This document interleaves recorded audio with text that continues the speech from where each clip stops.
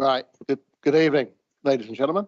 Welcome to the Overview and Scrutiny Management meeting on the 7th of July, 2022.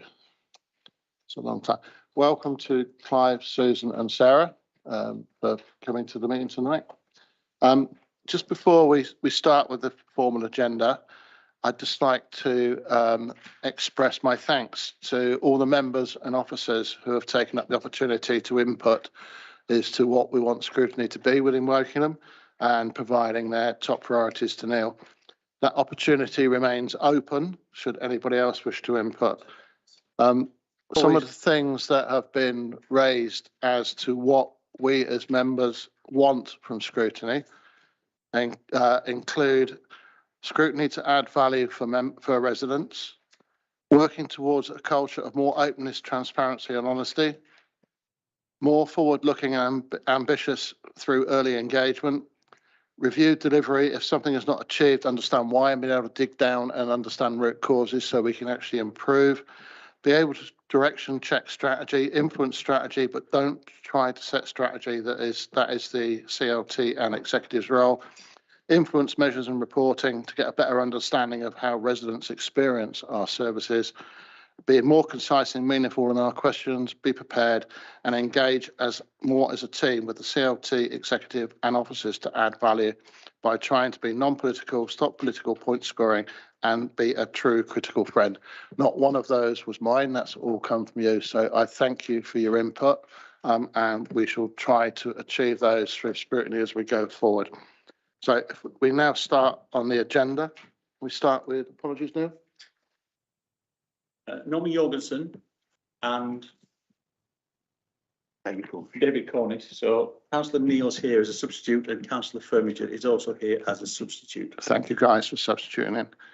Minutes of previous meeting. Are there any comments on the minutes of the previous meeting? Any received? No. Can I see a show of hands to say that we accept those minutes as a true and accurate record? Yeah. Any against? No. Declarations of interest. Gregor?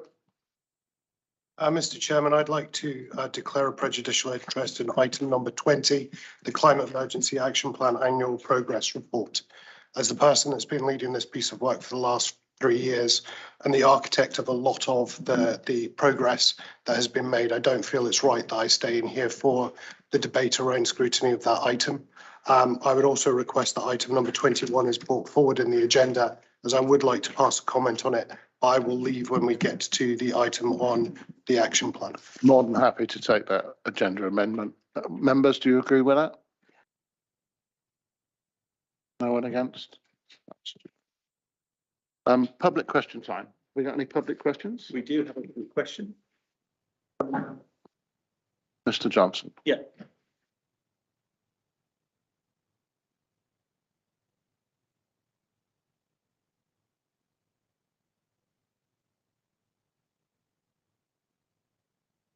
In the Overview and Scrutiny Work Programme, Appendix A illustrates some 24 topics, where item 4 is scrutinising the underpinning priorities and KPIs for the Corporate Delivery Plan 2020 to 2024 and the quarterly performance management reports. How should the KPIs and performance management reports be improved so that they are better understood and more meaningful to members of the public? Thank you, Mr. Johnson. Thank you for your question. Over the last year, the reports have evolved considerably, giving council members and members of the public improved understanding into the performance of the council. The officers responsible for this report take a continuous improvement approach, acting on feedback to improve the report iteratively. These improvements cover both the presentation and style and the report and the way that progress updates are written. In addition to this, Wokingham Borough Council recently underwent an independent scrutiny improvement review undertaken by the Centre for Governance and Scrutiny. The quarterly report, performance report and how it is used has formed part of this review. The feedback on the review is expected at the end of July and will be used to ensure that performance report continues to evolve in a meaningful way in the future. The specific KPIs and the associated targets are decided by the executive members responsible for each portfolio in consultation with the relevant director. Following the recent election result and the change in the executive, the KPIs are being reviewed to ensure they are relevant, aligned with political priorities, and reflect the things that matter to our residents. In addition to that, we are also, as a scrutiny group, looking into the practicalities of setting up a task and finish group to look exactly into those issues. And that will be discussed a little bit later on in the evening. Have you a supplementary, Mr. Johnson? Thank you for providing such a good and comprehensive answer. From roughly 4 years' experience of reporting KPIs to a business, I was aware that communicating them often involved re-explaining to those receiving it what the KPIs were about, how they were calculated, where the data came from. And therefore, I'm asking, how does your task and finish group or this committee propose to consider introducing measures so that the public can easily understand the opportunities as well as the challenges that the council faces? Thank you. Thank you for that supplementary. I think that's something we're going to have to try to provide a written answer to, if we can. And I will also take that into consideration when we look at the terms of reference for the task and finish group. But thank you for that.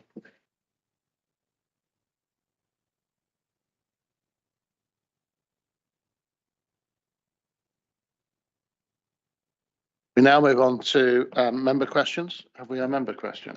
We have a member question from Councillor Gary Cowan, but he's not here to ask it, so we'll get a written answer, Chairman. Okay, thank you. Has that question been circulated to everyone? Yeah. I believe so, Right, yes. thank you. Next item 19. I hand over to Susan and Clive, and once again, let's reiterate our thanks for coming, as requested at our last overview and scrutiny meeting. Thank you. Good evening, and thank you very much, Chair. So we have a presentation, and I was going to start with the presentation and then hand over to Clive. So hopefully that will be up on the screen, and I'm going to ask Neil to drive it for me.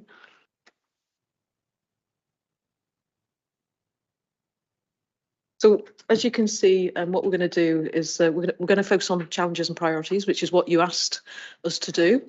So if I move to the first slide, which is about the challenges that we face right now organisationally, and I'm sure none of these will be a surprise to you right now.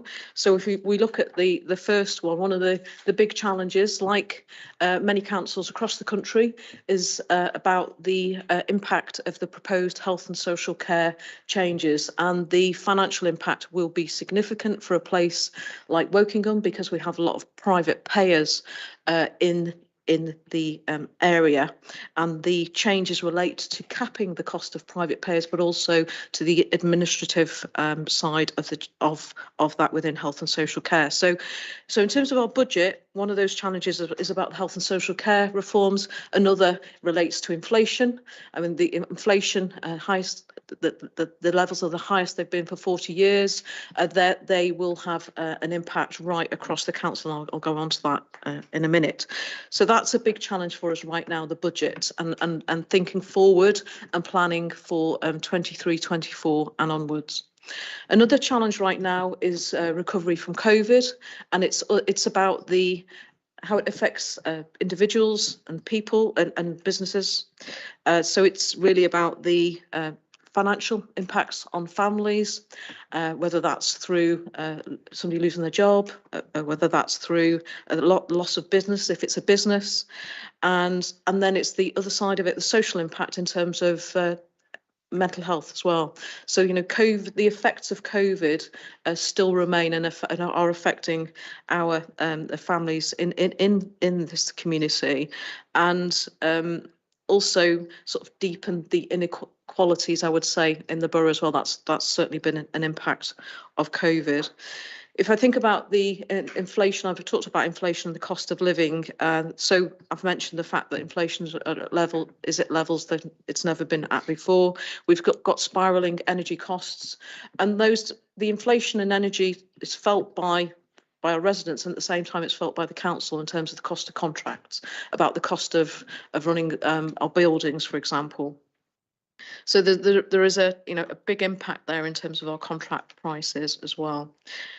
And if I move on to the final point on this slide, in terms of some of the challenges that we face right now, it's increasing demand. So increasing demand across the board for our services, and that relates in particular to adults and children's. So, for example, we've had a big increase in children in care in this borough. Again, that's actually repeated across the country as well.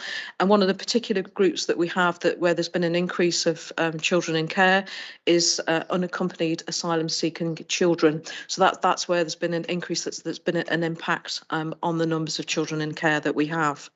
At the same time, the complexity of the cases that we have both in adults and children's there's a bit of greater complexity, and some of that relates to the impact of COVID, which I talked about a few moments ago. At the same time, in terms of that increased demand and increased complexity, we've got our numbers of people in temporary accommodation as well. So again, that demand of housing too. So there's a lot of challenges right now that this council faces, along with other councils right across the country. And if I move on then to the next slide. So those are some of the challenges. So if I move on to some of the priorities that the departments have right now. So I'm going to go on to cross-cutting priorities in a moment. So, but at the moment, if I talk a little bit about the priorities that the different departments of the council have. So the chief executive's department, so the department that I oversee alongside the council, has a real focus on customer excellence, and I'll go on to that in a moment. Tackling poverty, which of course you know all about, and delivering the equalities framework and that engagement with communities as well. So that's where sort of the chief executive's priorities are at my sort of office. Resources and assets, which is led by Graham Ebers. So financial sustainability, obviously that's really key in terms of resources and assets, ensuring that we maximise our income and commercialisation, and that we've got really sort of strong standards in terms of governance as well. If I move on to place and growth, and that is where Steve Moore is the director. So the key priorities around that area, again, you'll know the adoption of the local plan, that's a key priority. Embedding our new antisocial behaviour service, that was formally in place since the 1st of April, so that's a big priority, as well as addressing the challenges around climate change. I've talked about meeting housing demand as well, so that sits within the place and growth department, and at the same time supporting local businesses and delivering on sustainable transport opportunities, and supporting refugees as well within the borough. I mean, something that I didn't mention when I was talking about the demand side of things is the fact that we have had, and rightly so, hundreds of refugees moved into the borough from Ukraine. That puts a pressure on school places. I mean, we have a pressure already with school places. We have additional demands, for example, that as a result of new communities coming into the borough. So it's just recognising that places a demand on our services. And if I move on to adult social care, again, none of this should be a surprise to you in terms of what the priorities are around adult social care, in terms of keeping people safe, reducing the delay between formal care or for the need of support and formal care, and also ensuring that people are involved in actually the care they need, in deciding on what the care is that they need. And I mentioned before about health and social care changes. Obviously, Matt Pope, the director, who runs adult social care, is the director. He is very much leading on the articulating the impact of the health and social care changes, whether that's financially or otherwise. And that particular department also leads on public health as well, which is key in terms of prevention and in terms of the health of our population. And finally is children's services. And this, of course, is about safeguarding our children. I mentioned before, we've seen increases, excuse me, in the number of children in care. So that is a particular issue as well. And obviously education is really important as part of this particular department too. I'm just going to take us some water.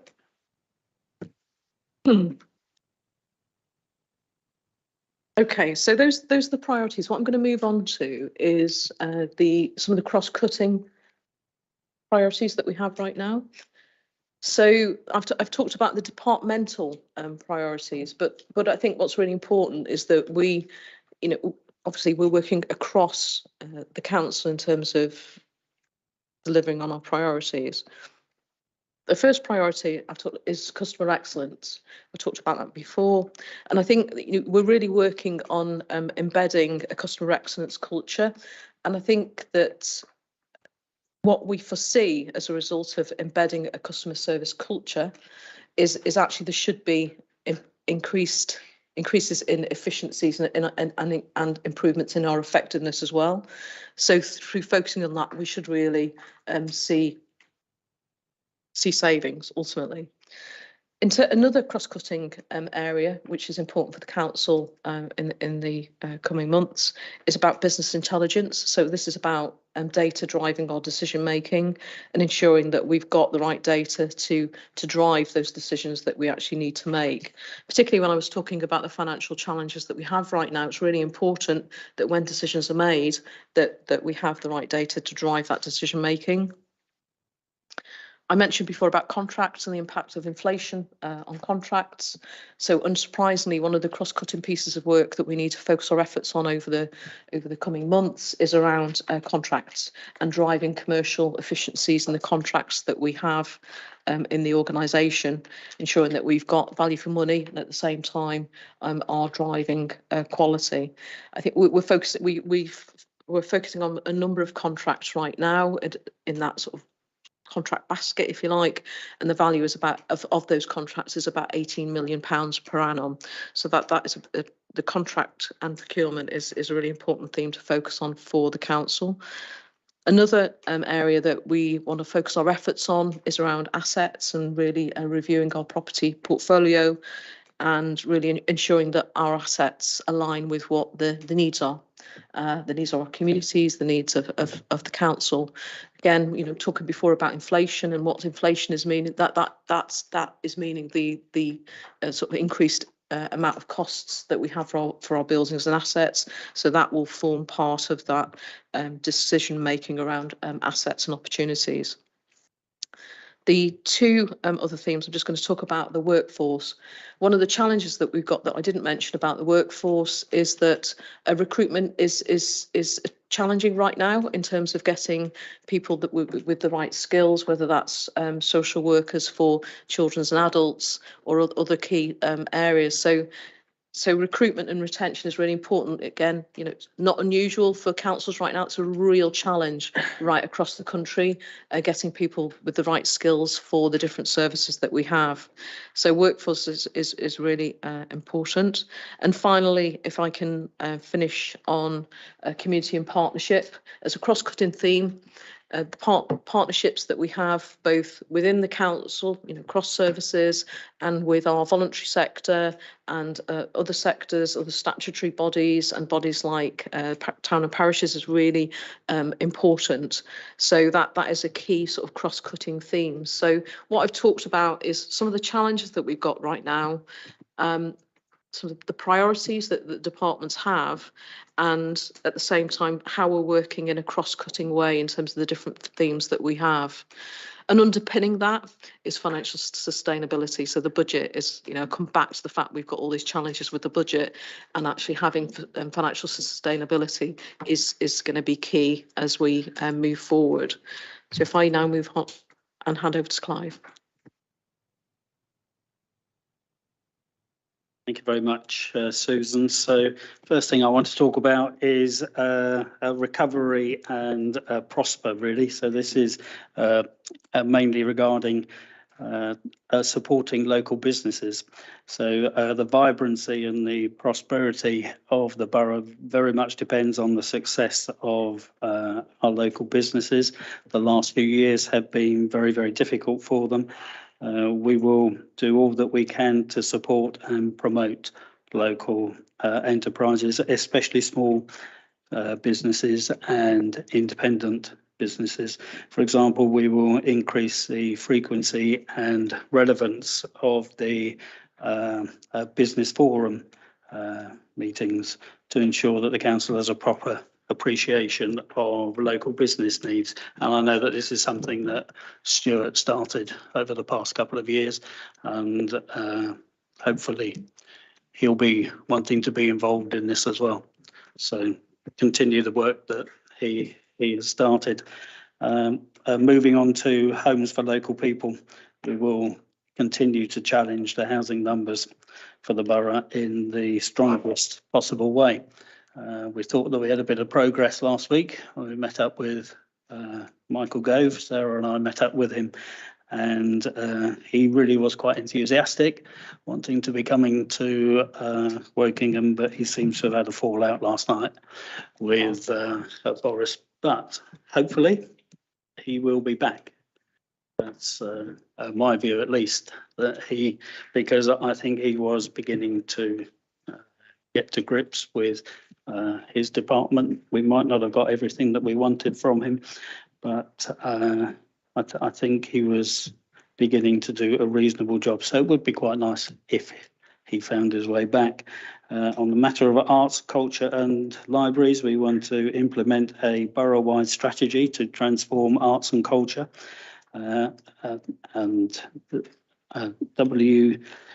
Wokingham Borough Council's strategic leadership and community partnerships will encourage local creative talents and attract professional arts, acts and concerts to the borough. Through encouraging participation in arts and culture within all sections of the community, we will aim to promote lifelong education and learning for residents, personal creative outlets, well-being and economic growth. As part of this, we will continue to develop our library service. For cleaner and greener, we want to protect the environment, preserve more of our green spaces, tackle climate emergency and improve biodiversity by such means as planting more trees and hedgerows in the borough. And we wish to transfer green spaces to town parish councils where appropriate, identifying more sites for planting trees, designating more green spaces within the borough. And moving on to highways, the highway network is an asset that we have that is worth billions of pounds and needs to be fit for purpose for its users. We want to introduce cost-effective highways maintenance systems. Our residents and visitors need good, safe, alternative modes of transport, especially for short journeys. And we want to focus on more opportunities for more active travel and at the same time ensure a cost-effective highways maintenance programme. Therefore that's a repeat. Caring for everybody regarding adult social care. The COVID pandemic and its repercussions continue to be an important issue for adult social care, but a still bigger issue is the failure of central government to provide viable funding in this area. We need to ensure that effective actions are taken and support given to ensure the safety of everyone. This would include groups that need extra support, including the older community, the vulnerable, disabled, people with mental health problems and ethnic minority communities. For example, we will be lobbying central government for a substantial increase in adult social care funding and for a fairer system of support. Improve and enhance the relationship between adult social care, the NHS, the voluntary sector, to provide a joined up service for our residents initiating better outcomes. And then moving on to children's services, we want to provide the best possible outcomes for all of our children and provide appropriate support to the professionals who provide the services within the borough. Examples of focus include tackling issues around school places, which have really become quite an issue over the last year, as Graham will know. And there's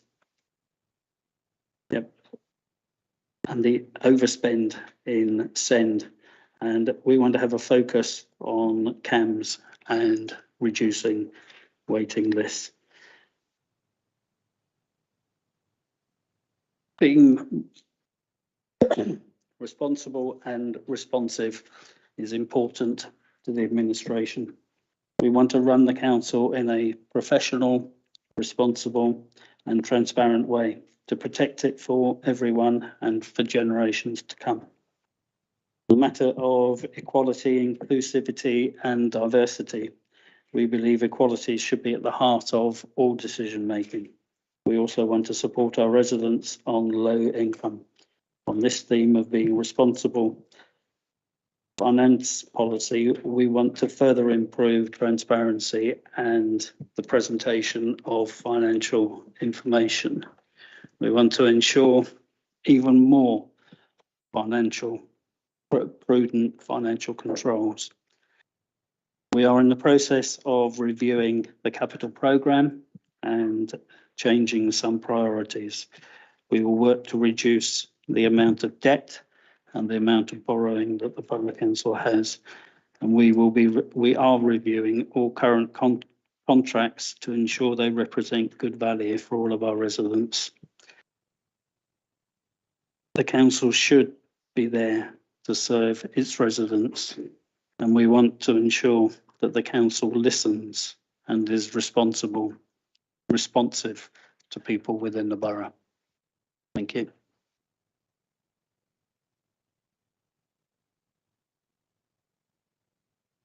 Our next steps, and really to say that we will need to take further actions with regards to the budget. Because that budget is going to be a really piece of work, and we will be continuing with the delivery of priority projects talked about, and a further review of the administration's priorities. At the same time, can work on deepening the quality of those partnerships that are in place. Right, thank you both for that. Just before I open it up for questions, and I try to capture in order this time rather than my last scattergun approach, can we just go back to the cross-cutting priorities, please? These slides back. There are 6 priorities on there, which cover everything that we do as a council. As a suggestion, could we have an update on activities, the progress and the strategy and how things are going in 2? So if we have 2 1 month, different 2 the next month, that, and so every 3 months we get an update on the priorities. That means that there's not an over burden on the officers to provide it. They do get 3 months, but it means we're up to date on everything that's happening. Would members support that as a suggestion? Yeah. Would that be okay? Of course. All right, thank you. So now, questions. Hold on. Gregor, Michael, Graham, Andrew. Right, in order as I saw the hands go up. Oh, and Adrian. Oh, sorry, Alison.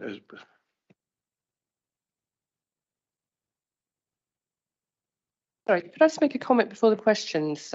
Jim, at the last meeting, we did discuss that we don't want people coming with presentations on screen and not giving them to us in advance or having them on paper. I mean, I felt like I was in Specsavers failing the optician's test. is quite difficult, some angles with the light, and, you know, it's very small. So please, Chairman, can we make sure this doesn't happen? Thank you. We'll do our best to try that. Do you have a question as well? Yeah, right. So in the order, I think I saw them going up. I am still learning. Gregor, if you'd like to go first. Thank you, Clive, Susan. Really interesting what you've had to say. I first sat in front of this committee 3 years ago, and the member to my right, after I had finished speaking, said to me something along the lines of, "That's really great, but it sounds like a lot of headlines and a lot of sound bites." What I've heard from you tonight sounds like a lot of headlines, a lot of sound bites, and a lot of stuff that was actually already going on in this council. If I take the priorities that are up on the board there, customer excellence, Jim and I were working on a year ago. Business intelligence, Shahid Yunus was working on. Contract procurement, John Kaiser was working on. Asset opportunity, Stuart. Workforce, John Halsall. Community, Bill Soane. Financial sustainability, John Kaiser. We can go through a list of things that had been said. They were all being worked on. So 2 questions from me. The first is, what is different about this specifically than what the council was working on 6 months ago? And secondly, for some of these sound bites, what are the next 10 words of the answer? What are the 10 after that and the 10 after that and the 10 after that? Michael Gove is off of the table. So what's the next thing you're going to do? If that doesn't work, what's the next thing you're going to do? If that doesn't work, what's the next thing you're going to do? Because right now, what you've put up on the board is some lovely things that we were already doing.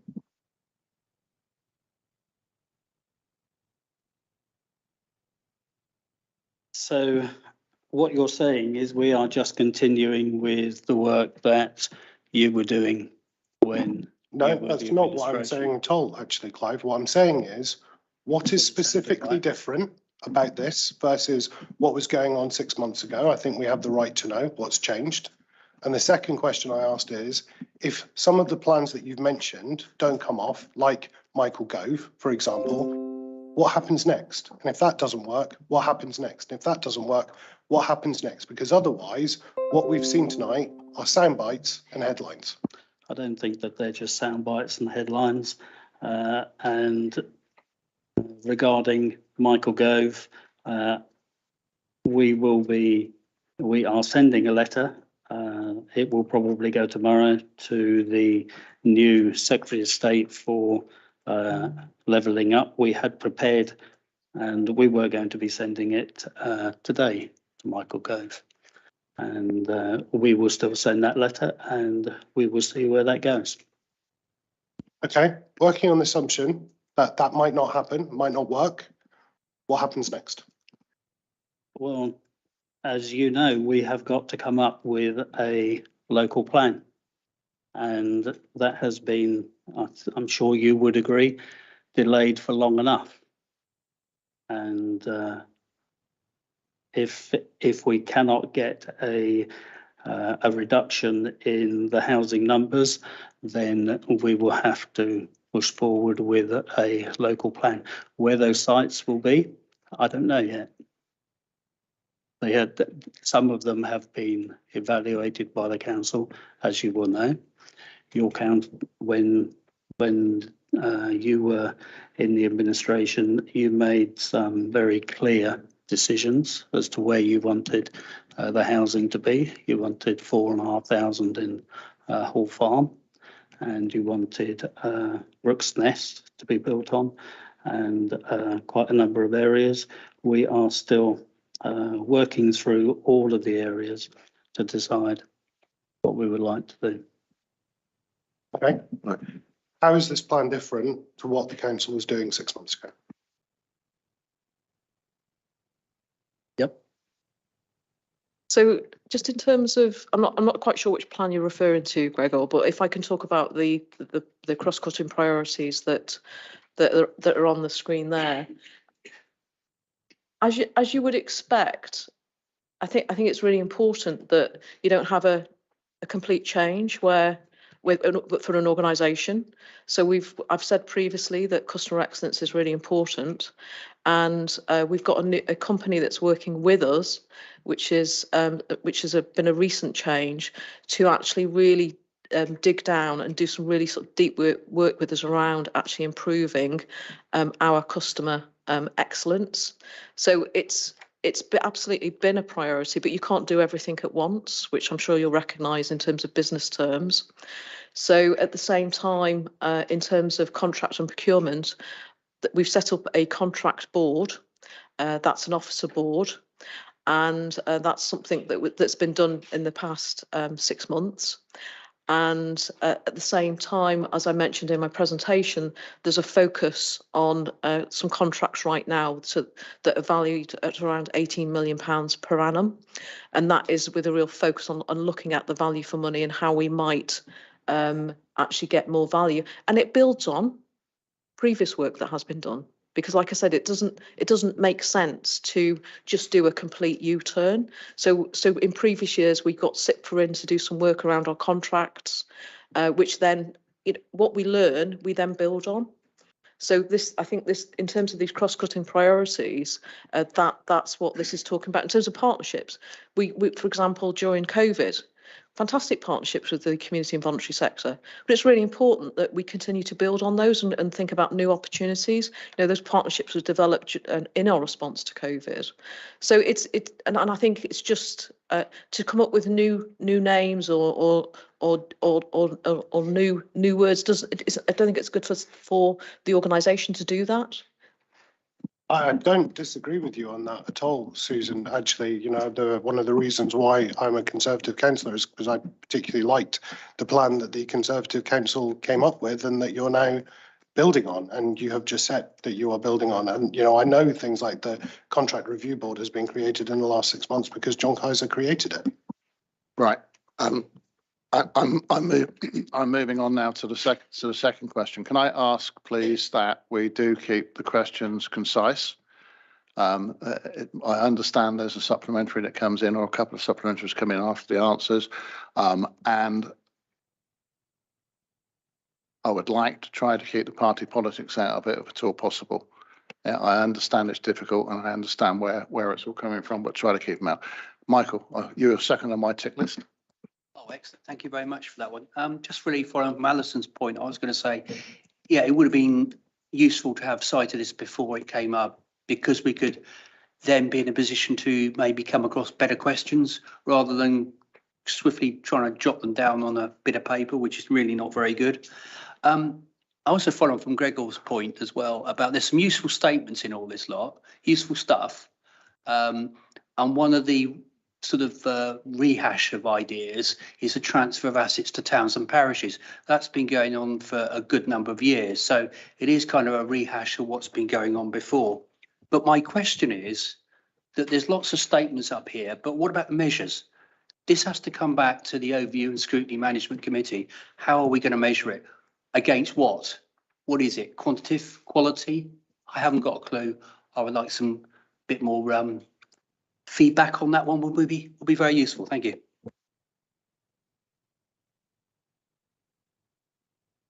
Do you want to answer that?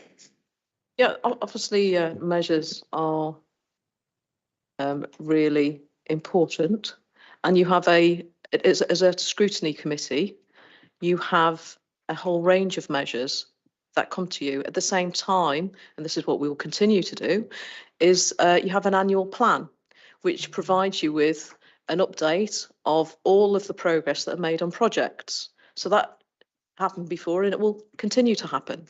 So you have a whole range of ways that the performance of the organisation is measured.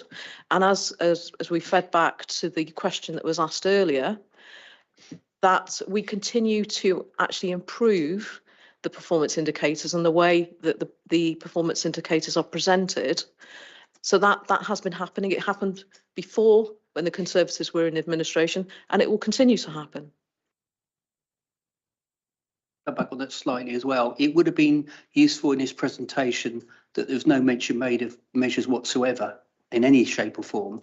That would have been good. And I agree about KPIs that, that they have to be relevant and some drop off and new ones come on, because things change. And I totally get that, because I mean, I've been on scrutiny in some shape or form for about the last 19 years. So that's always been good, but it would have been good to have that there as the criticism, please. We shall attempt to make sure that we get sight of presentations before. We won't change it all overnight, but we will work to try to do that. Adrian, you were down next on my. I don't think so. Graham, I've got numbers round the wrong way. Then Graham, it's you. These no fights.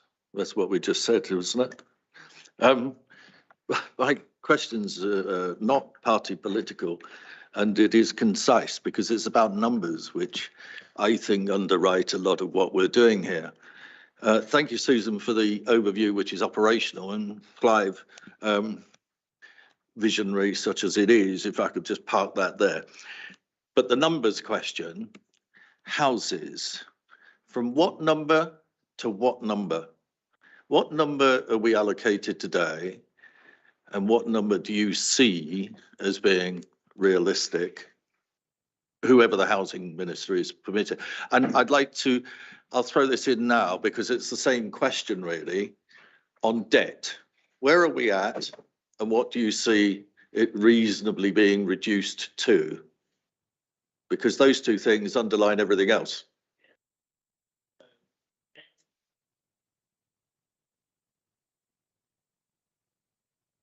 Weeks, just 3 weeks too soon, really, because we are still working through what our priorities are going to be for. So you don't know whether the debt is currently too high or too low at the moment. Is that true? I think it is probably too high, so it needs to be coming down, but we are looking at it now. Okay, so if we could be furnished with, two numbers at some point in time, Chair. At some point in time. Yeah. 3 weeks, you said. Thank you. Oh, that's great. A few weeks, seriously. 2 or 3 weeks will be good, but it might be a little bit longer. If I can add that in terms of it's a priority of the administration in terms of the debt, that this is all part of the budget. So we're working on the budget right now.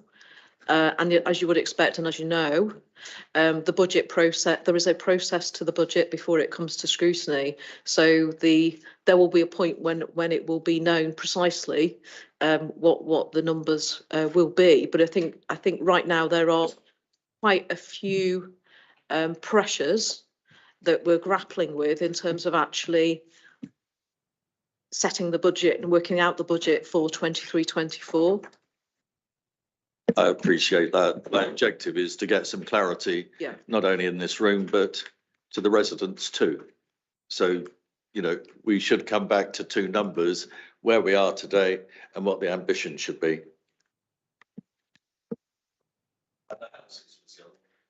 Yeah, housing numbers slightly under 800, I think, 780, something like that. We have said very consistently for 6 or 7 years that we think that the number should be below 600, and it would be nice if it was below 600. But this is still a discussion with the government. If we were able to get the numbers down to 600, then quite a bit of the pressure would be taken off us. Thank you, Graham, and thank you for the concise questions and very good questions. Adrian. Yeah, thanks very much for the presentation. It may be a stupid question. I think this is to Susan, but with regards to the asset opportunities, one thing that I've heard on the media is certain councils taking away or potentially selling significant assets like swimming pools and sports centres and these kind of ideas due to the electricity cost of heating the swimming pools and things. If those kind of decisions are forced upon this council, are we going to get, a real good lengthy heads up before any of those kind of really important decisions are enacted? So I mentioned before about the budget. So there's a budget process that we go through, and I think probably most of the councillors in the room will know about the process that it goes through scrutiny process, the budget here. So it's well known very early about proposals that go through to the final budget. So in answer to your question, yes, and it is known early. And the second question is an ask from me. My background partially is in financial statements and budgeting, planning, forecasting, software solutions. And I've been to hundreds of customers, and I've never seen a document anything like the medium-term financial plan, which gives me almost no understanding of the numbers. I don't understand financial statements unless I have a previous year, current year budget forecast.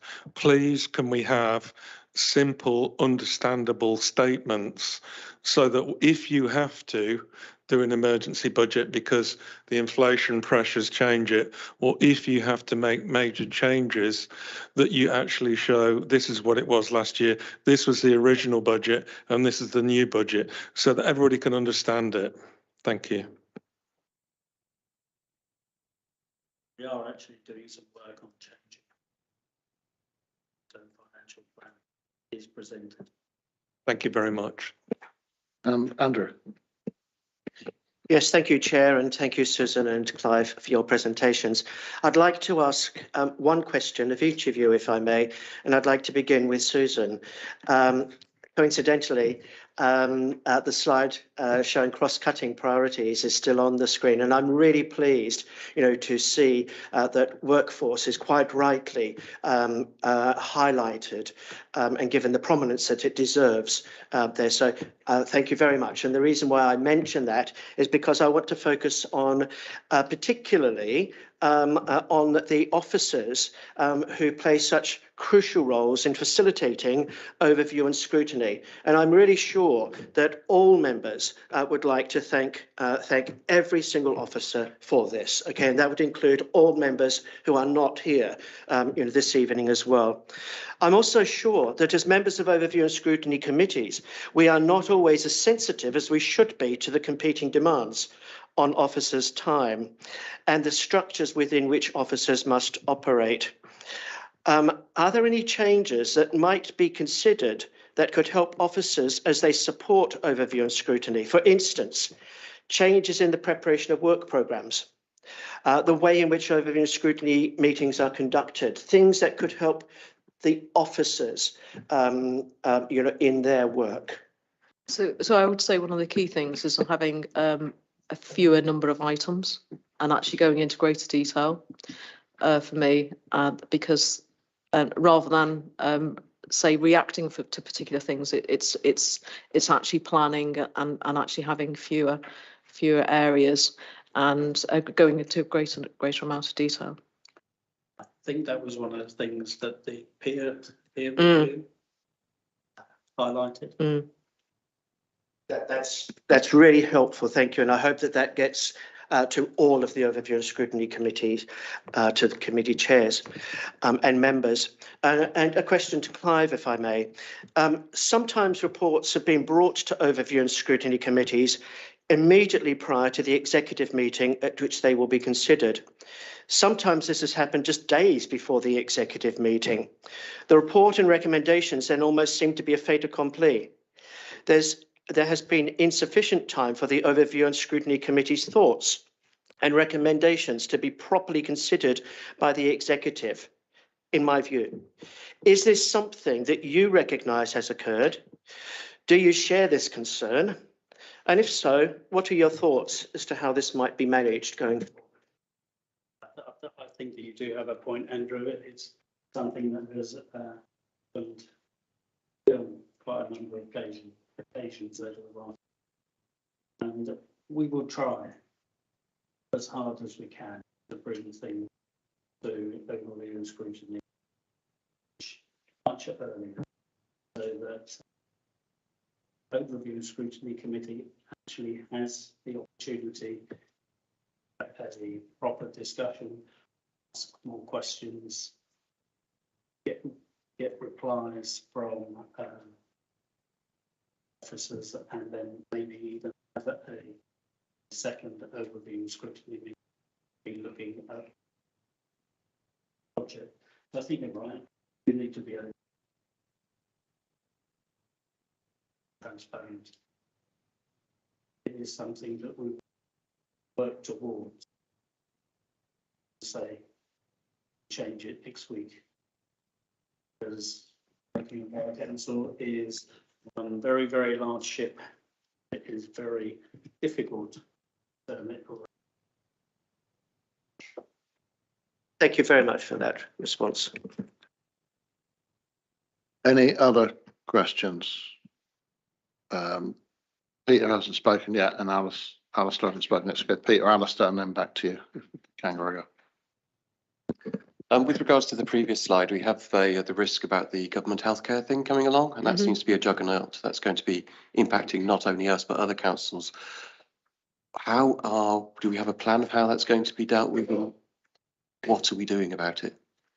So in terms of a plan, absolutely. I mean, the director, Matt Pope, has a plan. He always has a plan. He's got a plan about actually what needs to be in place to deliver on what the changes are. I think that what we have to think about organisationally is obviously there's going to, if we deliver on 100% of the changes, what is the financial impact of that? If we deliver on 50% of the changes, what's the financial impact of that? We've really got to determine the financial impact of different scenarios with regards to, and that's what Matt is working on. He's already worked on what we need to actually deliver completely on it, but I think we've now got to work out a nuanced way of approach with it, because we don't quite know what the government's going to do. That's the issue. Is we don't have certainty. So it's this is a huge financial impact. So it would be far preferable if the government gave more funding to local authorities, and that's what we've been lobbying on, and there's been a lot of lobbying on that particular point because it impacts Wokingham in particular greatly, alongside a number of other councils in the southeast. So a lot of lobbying's already been done. Lobbying will continue, and at the same time, we're preparing to actually implement as well, because there'll be a point when we've got to start implementing because of what the legislation is saying in terms of the changes that need to be put in place. Could actually cost us 25 million just in a few years' time, and it could start hitting us next year. And that's a figure that 6 months ago, it hasn't changed. We were about to send a letter to Savage Avid, but we'll wait a few days, because it would be really good to be able to meet up with people, that department, and to try to get some understanding of really where they want to go. Because if they are going to give all of the costs to local councils, they're going to destroy loads of local councils across the whole of the southeast of England. And I just can't believe that they're going to do that. I can't believe they're going to be so silly. And I'm sure you guys would agree as well. That's not a party political statement. Not party political at all, but I actually put that question to Sajid Javid about a month and a half ago, and I'll gladly tell you the answer that he gave me later on. It will fill you with no more confidence than you currently have. And I'll be totally honest about that. I asked him the question outright, and the answer he gave me, I'm still confused by. All right, thank you, Greg. Right, I've still got four more. Can we keep these concise, please? You had one, haven't you? Sorry, I just wanted to offer a comment with respect to the reply. Because this is a potential juggernaut coming along, it would be useful to have those models that Matt is coming along presented to us, so we actually understand it. And I'd actually maybe kind of encourage we talk to our communities in terms of transparency to let people know that this is a potential issue, but not in a scary type of way. Don't ensure panic. Thank you. Non-scary with that.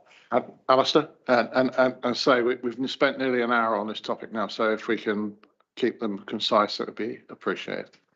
Okay, thank you.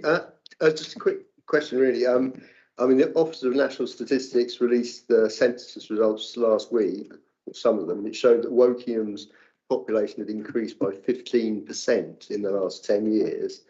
I mean, whereas our neighbours, Windsor and Maidenhead, merely 6%, West Berks 4%. I mean, it just seems that this is an unsustainable increase from the point of view of housing, especially when, you know, so much of the borough is green belt or has been blighted by the Burfield bomb factory with their DEPZ planning zone. So, I mean, if there's no good response from Michael Gove and his department, I mean, is there scope for challenging the methodology that the civil service used for coming up with these numbers? I mean, it just seems that Woking cannot be growing at 15% every 10 years. I mean, there will be nothing left of it. I mean, as you say, in terms of the increase, we are experiencing a particularly higher level of increase compared to other areas. And that not only does that have an impact on housing, it has an impact on the likes of school places and you know, on services in general as well.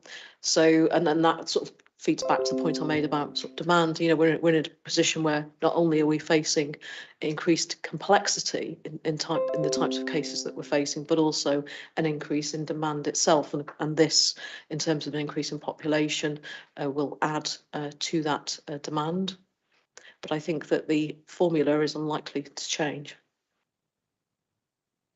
I asked a director in the Department for Levelling Up Houses and Communities on Tuesday morning if they could consider if a council over delivers in a few years to a local plan, can that be taken into consideration? Because it can't be at the moment.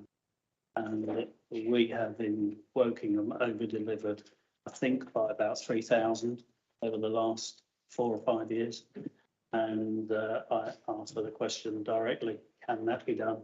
Can you consider it? And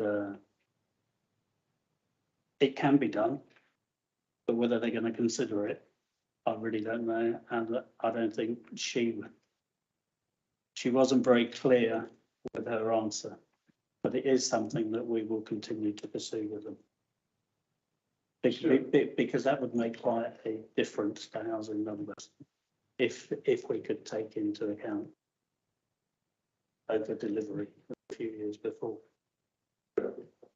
Yeah, I agree with what you're saying there, Clive. I mean, we have been trying that for some time, but I think all governments have just grabbed the opportunity to take that delivery, and every coalition or every government of any colour has gone for this 300,000 number. Sorry, that was a bit of a statement. My question is, which of the two are we going to look at next time? It sounds like it's numbers in general. I mean, you know, your idea was great, having two each time to look at and look a bit more detail.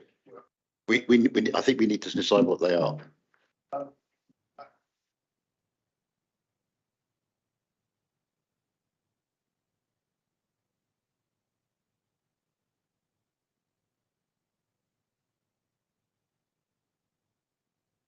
Do you have a preference? Sorry, Alison. As we know, with the opening of Carnival Hub this month, the residents are very excited about.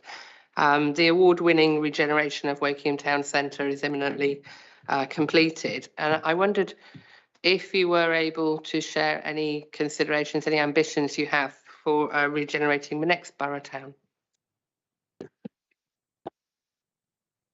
Yes, when the regeneration of Wokingham Town Centre was first talked about 7 years ago, 8 years ago, something like that, there was a expectation that £10 million would be made every year that could be spent on regenerating other towns within the borough.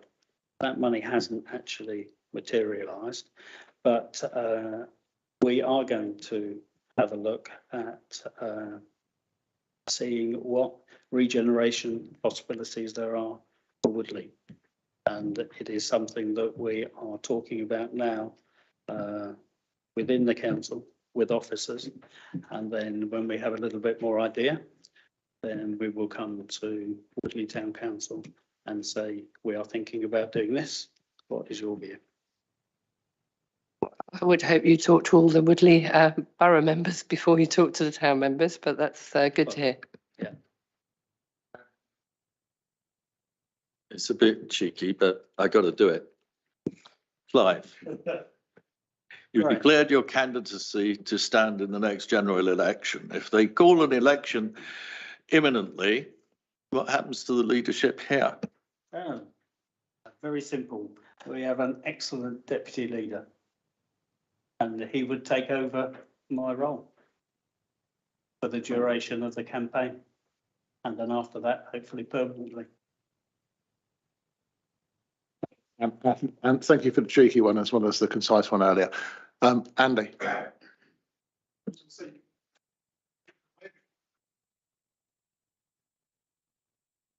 You've not even beaten a Labour candidate in the general election, Clive, so don't get your hopes up yet. So my question was, Thank you, Andy. pleasure, both times. So my question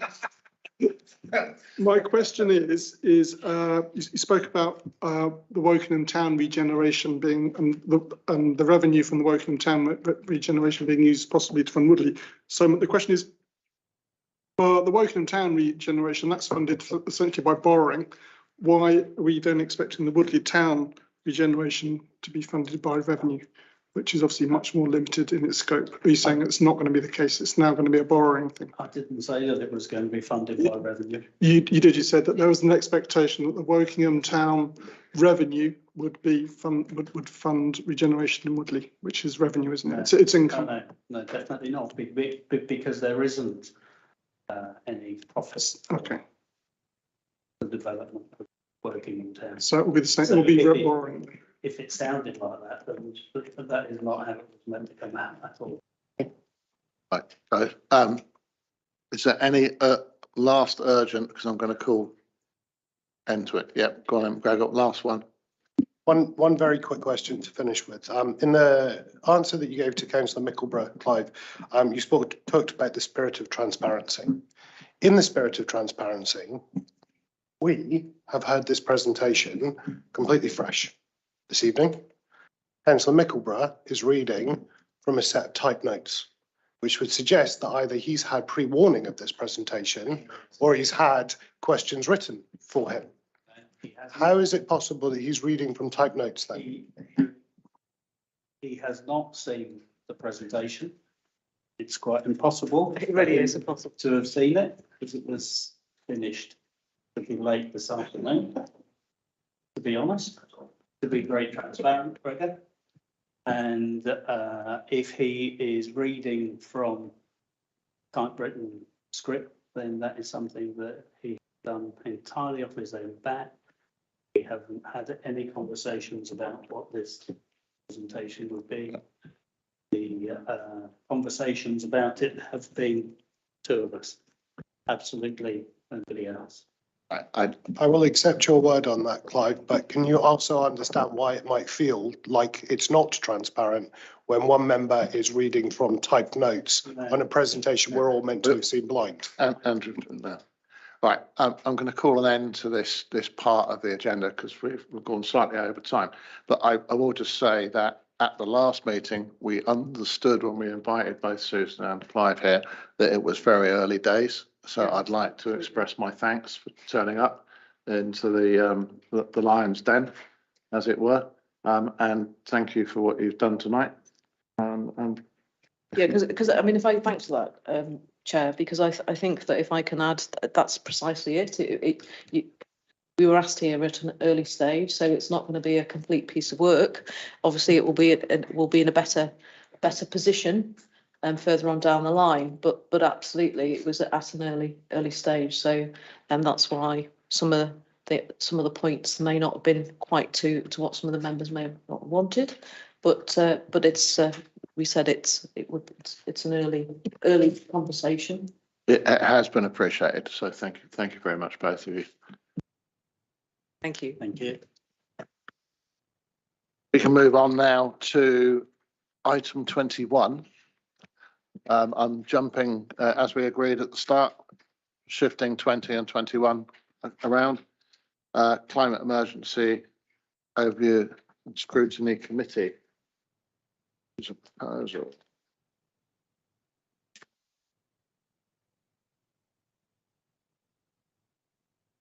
I can find it. 173. Thank you. Bring it.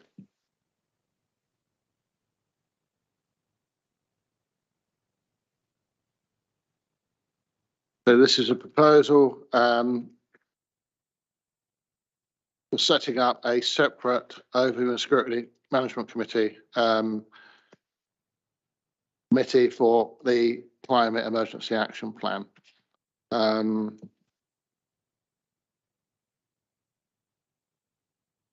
Do you need to read it out? Or? I think we received a request and the report just sets out how such a committee could be established and its sort of composition and the sort of issues it might look at. So it's for members to decide if they want to pursue this or not.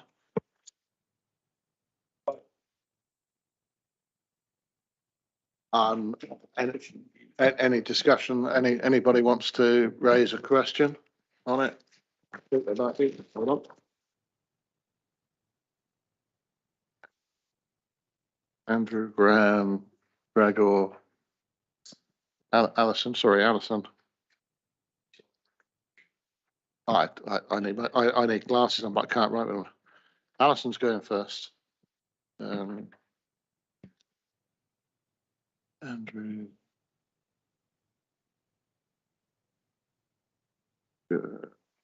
Right.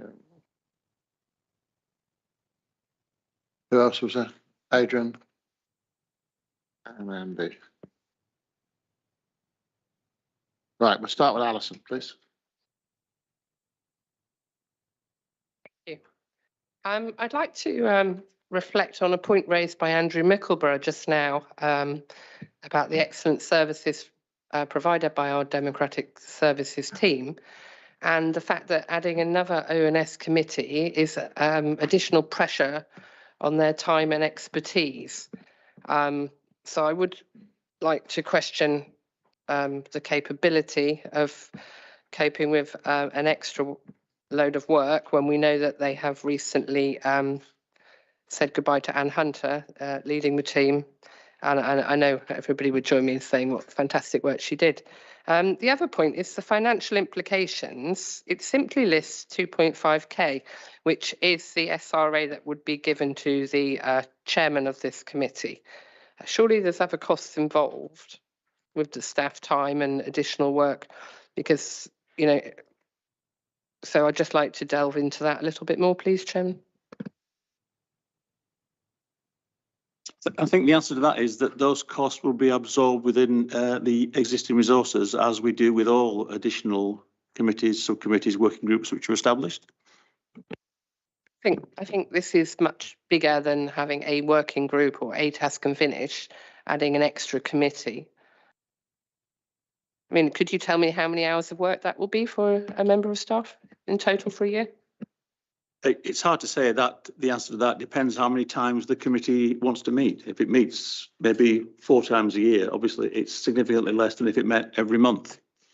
So this climate emergency ONS committee would be considered not equal to the other ones? It would be a minor relation? It wouldn't have the same number of meetings every year? Well, as you know, it's a member-led process, so it'd be up to the committee to decide how frequently it met and what issues it wanted to consider. But as you know, the task and finish groups took up quite a lot of resource when they were sitting over the past couple of years, and that was met from existing resources. Yeah, indeed. I mean, I think that's why I've always been very cautious about task and finish groups, because I know how much time it takes. Thank you, Neil. Yes, thank you, Chair. I'm really pleased to see this agenda item before us this evening. Alison is quite right, to raise concerns about officer time and costs. My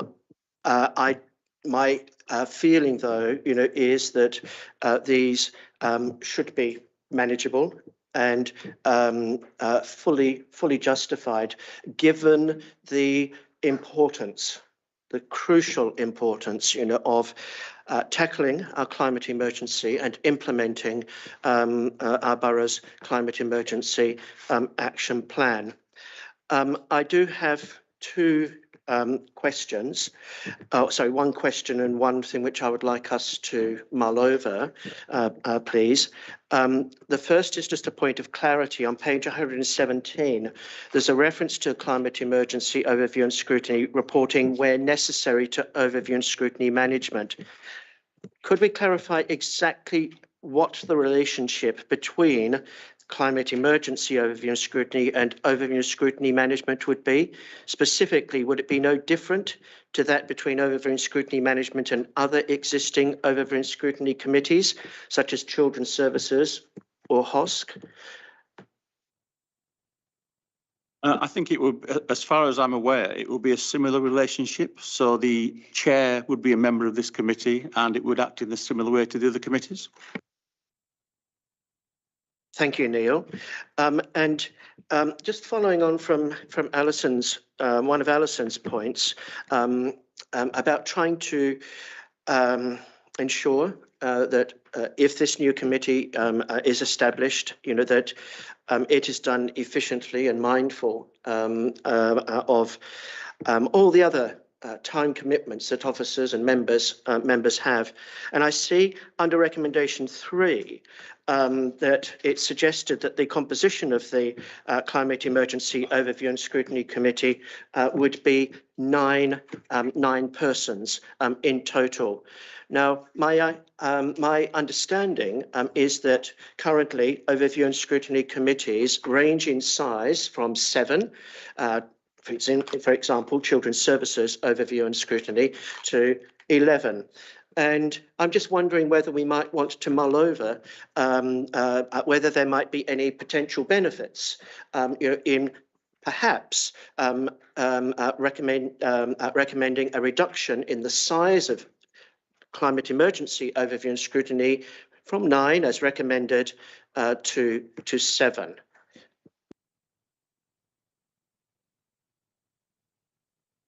So I think it's for the committee to decide the proportions it wants to see.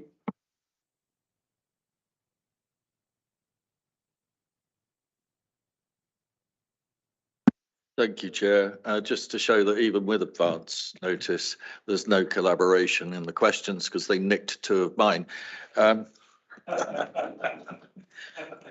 However, climate emergency is really important. And actually, as is laid out in the report, it needs to be embedded across the whole of the operations within the council, in adults, in children's, and everywhere, highways and everywhere else.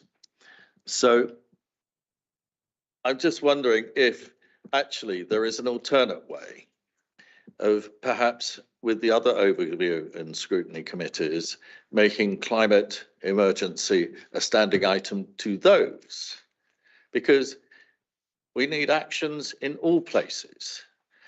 What I'm concerned about is that we end up with having another audit body going all the way across, and that can impact a lot of work, create a lot of work. And so it needs to have its terms of reference very clearly set out if it's going to be applied, or those terms of reference put on the other overview and scrutiny committees, which is where I believe, without discussion, this should be.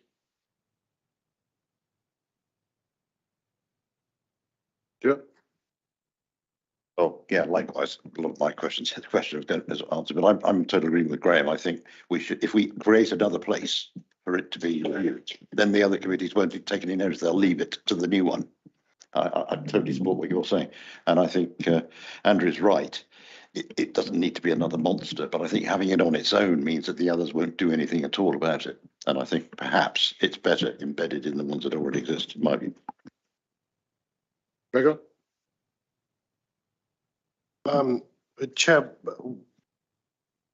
I wasn't at the last meeting, so I don't really know the rationale behind why this paper's come forward, other than what I've read in the minutes.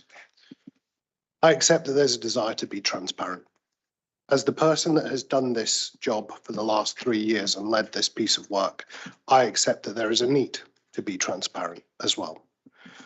Andrew spoke earlier about workforce and the need to optimise officer time. Susan referenced that one way of doing that would be to have less items on overview and scrutiny for officers to work through and for us to consider. The officers that work on climate emergency already are overworked. Adding more meetings via overview and scrutiny will add more meetings internally for them as well. More committees, more approvals, more revision. All we will do is add a lot more work for our officers. It's not just what happens in a meeting like this in the evening. There is lots of pre-work that goes into it, lots of stage gate processes before reports even get this far. All of that has to be considered. It is not just about this one meeting. Additional report writing and scrutiny will distract them from the delivery of the projects and programmes that they are working on for residents. They will not be able to do more as a result of overview and scrutiny. They will do less. Many of the officers that work on climate emergency do it as a voluntary addition to their job. There are very few officers in this council who are employed directly to work purely on climate emergency. Most of the officers from across this council do it on a voluntary basis. They've added it into their job because they're passionate about it. If you start adding in additional scrutiny to those roles, to those people, you are going to make them less likely to want to do that work because they're going to have to come here and justify it. And I personally would much rather they got on with doing those jobs and delivering those programmes than necessarily coming here and spending a lot of time explaining it to people like us. Additional scrutiny will make it harder for you to recruit more diversity of thought, relevant industrial experience and non-career lifetime council officers to working in this area as well. The Chief Executive has already highlighted how hard it is to recruit as a council at the moment. Adding additional levels of overview and scrutiny will only make that harder. It will also make it harder to work with some of the external partners that is going to be reliant upon the council to work with in order to be able to achieve their aims, because it's going to slow down the process. It's going to make it harder for them to realise the revenue that they need in order to be able to take the programmes forward. It's going to make it less attractive for them to work with us. We already have numerous levels of overview and industrial scrutiny for our climate emergency action plan. There is an advisory board. There are a range of experts that can be called upon to help give advice to the people that need to make decisions. I was criticised a lot when I was doing this role for not moving fast enough. This was an emergency. I heard a lot. Now, my view was always I wanted to do it right rather than quickly, but if you're going to add in extra levels of scrutiny, if you're going to add in more committees, more internal overview, more internal approvals, more revisions before anything gets done into what is already a hugely labour-intensive, detail-focused and highly specialised part of what the council does, you are only going to make this process slower. Graham has made an excellent suggestion about breaking it into the other overview and scrutiny committees. For the sake of specialised overview and scrutiny rather than generalised overview and scrutiny, I would support that and reject the idea of doing this. And I say that as somebody that's in opposition now and not actually doing this job. Even in opposition, I do not think this is the right thing to do. Thank you. Andy? Thank you. I've got a few points. I think the terms of reference are probably too narrow to justify a whole scrutiny committee, and I'd be much happier if it was broadened out to anything to do with climate, environment, ecology, any of that, anything in a more broader area, not just the climate emergency plan. So hopefully one of the first things the committee can do is to do its own terms of reference. In terms of the numbers, my understanding was that we have to have a balance of groups across all of the committees. So, I mean, Neil has said that we can pick any number we want, but I would like some clarity on, has that 9 been arrived at? Because that is the number we need to make the balance work across all of the piece of scrutiny committees. The idea of it being embedded in another committee is my fear for that is that when it's everybody's job, it becomes none. So I don't know if members are aware that they are all mental health champions. And is people aware of that? Alison's looking at me. Alison, you're aware? Okay.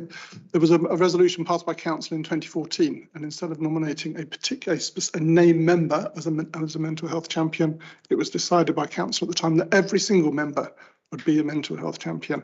It became everybody's responsibility, and as a result, hardly anybody knows that it is their responsibility. And the same, I fear, would happen were we to split up the responsibilities of an environmental sort of scrutiny committee amongst all of the other scrutiny committees. Looking at the state of the plan in front of me, it's still got the errors and the nonsense in it that's had for the last 3 years. So we definitely need to spend some time looking at not just this, but I suspect other pieces of work that have been put forward. So I would support all of the recommendations. Adrian, I think was next. Well, you go around the room.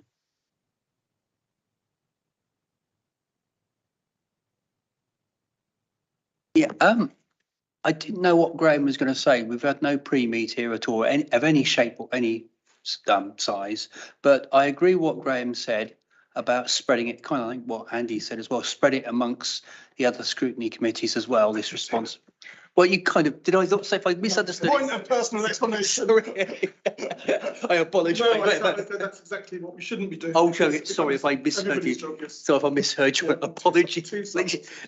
You're very subtle, yeah, absolutely. But at least we can have a laugh about it, which is great. But I agree it should be spread amongst the scrutiny committees, because I don't know if this may be mentioned before, but after what I just said, I'll have to be a bit careful now. But I think it will help to embed it amongst the council if we do that as well. More committees are looking at it. It won't increase the number of meetings, and having a standing item of this, will certainly help. And you're going to get different views, different ways of looking at it. So I think we get a fairer idea across the council of that particular view. Thank you. David, do you want? Yeah, personally, I think Andy's point is very important with regards to the focus. If we have it within the other scrutiny groups, we're going to be diverse, not focusing on just the environment. We're going to be focusing on the other aspects of the reports that are forthcoming, which then means we don't actually spend the time or the detail on the environment, which I do think is actually a critical piece of work. And doing this actually feels right to me, to be honest. It's very nebulous, I know.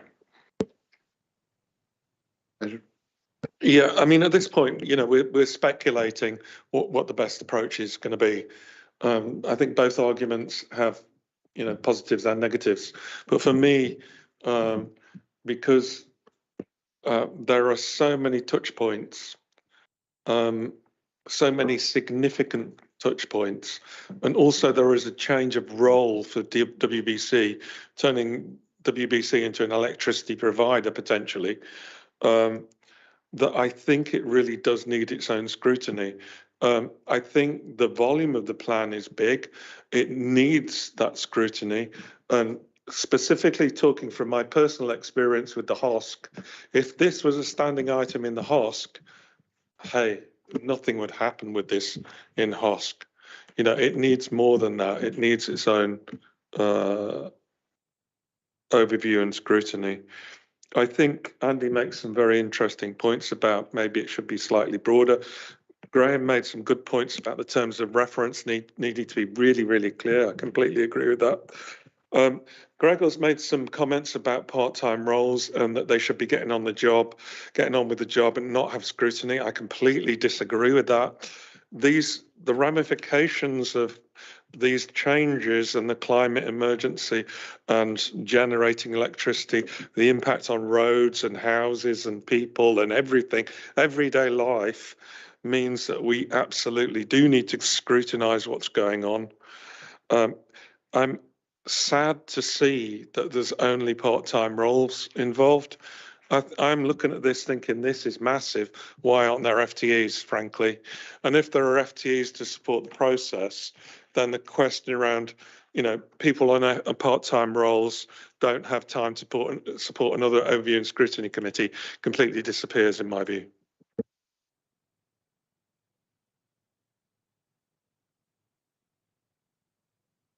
Yes, well, I think, yeah, I mean, I agree with Andy and Adrian, you know, that the climate emergency, you know, should have its own overview and scrutiny. I mean, it's a massively important subject, and I think we don't try this.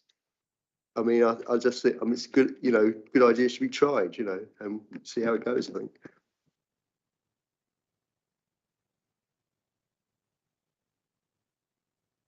Yes, thank you, Chair.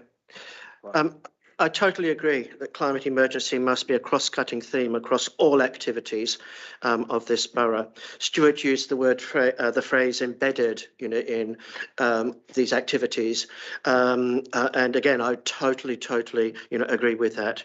I note the draft terms of reference includes important tasks, however, that are not within the remit, certainly not currently within the remit of existing other overview and scrutiny committees, nor do I see how some of these tasks in the terms of reference would actually fit comfortably within other overview and scrutiny committee meetings. Earlier this evening, Susan, the Chief Executive Officer, gave us some very sage advice, you know, about the benefits of considering very carefully, you know, the number of items, you know, that are on the agenda, you know, for each of our overview and scrutiny committees, you know, and I will certainly you know, treat that very seriously indeed, and I hope that it will be done in all overview and scrutiny committees. But that is a different issue, you know, to establishing a new additional overview and scrutiny committee, which I don't think any of us would be proposing if it was not for a matter, you know, of such grave importance to us all. I have listened, I hope, in a very open-minded way to all of the discussion that has taken place this evening. Someone said earlier, I think it was Adrian, who said there are arguments for and against, so there are pluses and minuses have been raised, you know, this evening. Absolutely right. And I hope that, you know, I've evaluated everything that people have said in an impartial and open-minded way.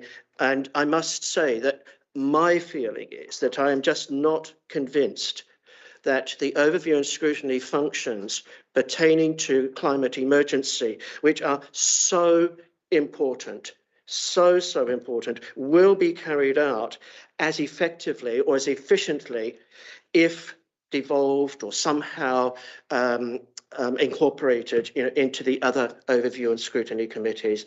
And that is my considered opinion.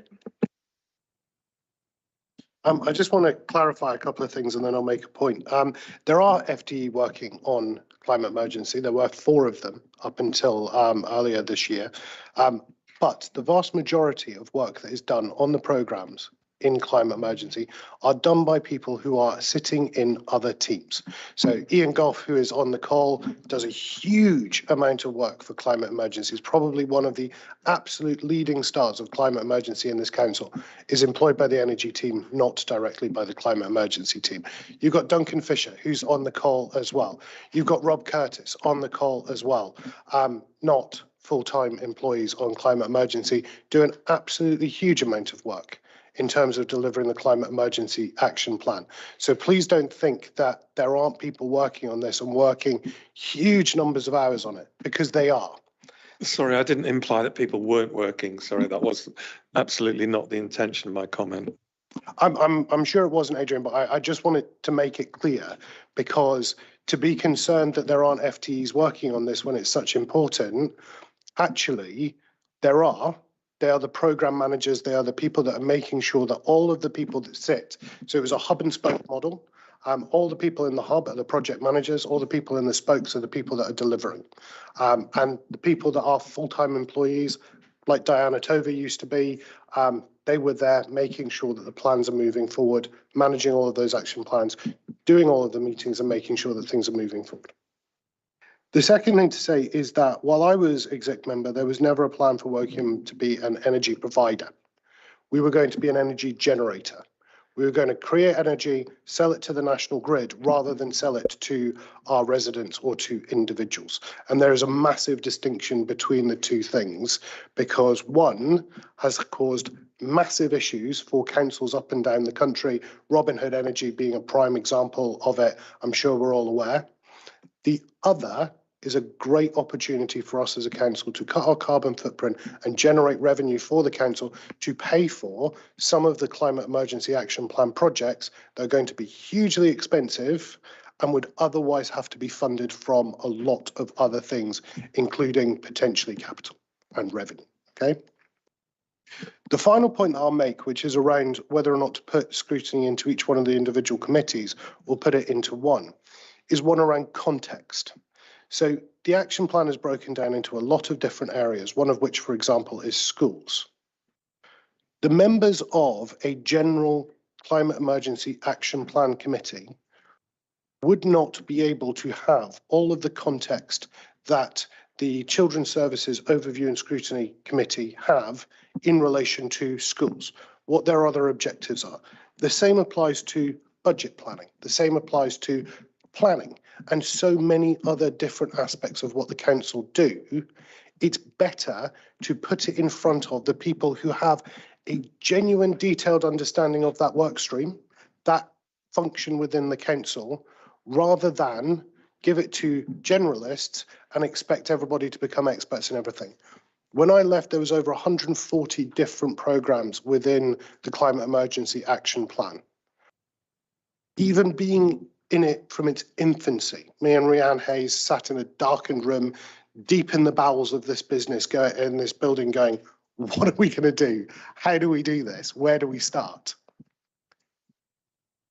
Nobody can be an expert in 140 different programs. Nobody. We have 4 officers who are the program managers. We had the countless officers, I think 40 or 50 of them, that sat in the spokes doing different projects and moving them forward. Nobody can be an expert in all of them, which is why I think breaking it between different overview and scrutiny meetings actually can allow it to have more scrutiny than creating one generalist committee where actually people are going to be expected to be experts in everything and not have the context of everything. Thank you, Gregor. Graham? And then Amber. He stole my speech again. But that was exactly the point I was going to make. You know, I spent 3 years in children's services. It's a very difficult subject to get to learn. I'm not even sure I learned the smallest bit. It is vast. It's about delivery. Climate change and what we're talking about is about delivery and commissioning. So the example that Gregor gave within children's services in getting solar on schools, which a project we kicked off nearly 4 years ago, it was first conceived and now is being commissioned, can't be done any other way. You know, you can't. So I don't understand highways. I don't understand adult services. There's so much I don't understand and wouldn't pretend to. So I couldn't sit on that scrutiny committee because I don't know enough about all of the others. It would seem right to me to say to children's services, for example, we want you to promote climate emergency in the context of education on the fabric of your buildings and whatever those terms of reference are. So the terms of reference can be broken down by faculty, and then the report come back, as indeed to this committee, it has like we've got tonight. So what I would ask is, rather than plough into the water and disturb a lot of stuff, and it could upset a lot of stuff, especially with the audit element, is that we consider this very carefully and even defer a decision from tonight whilst we've had time to cogitate and consider the impacts that there would be on the various faculties.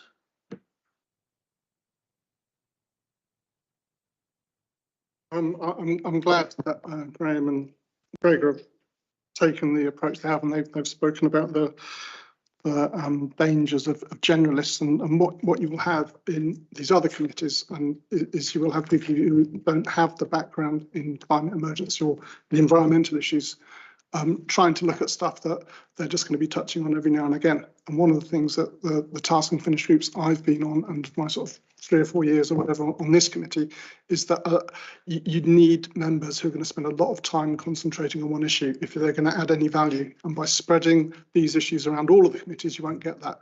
And the example of children's, forgive me, Graham, was a particularly bad one, because I've never been in the Children's Services Scrutiny Committee where I've ever thought that stuff that we said was going to get anything changed or done. And the point of this new committee will be to try and influence what happens, and that's the purpose of scrutiny, is to try and influence what happens. But you need members who have built up knowledge, and that's one, as I said, that's one of the big takeaways from the task and finish groups have been involved in. And the only way you'll get that, instead of the frankly nonsensical questions we often get when the plan comes up, is by having members specialise in it.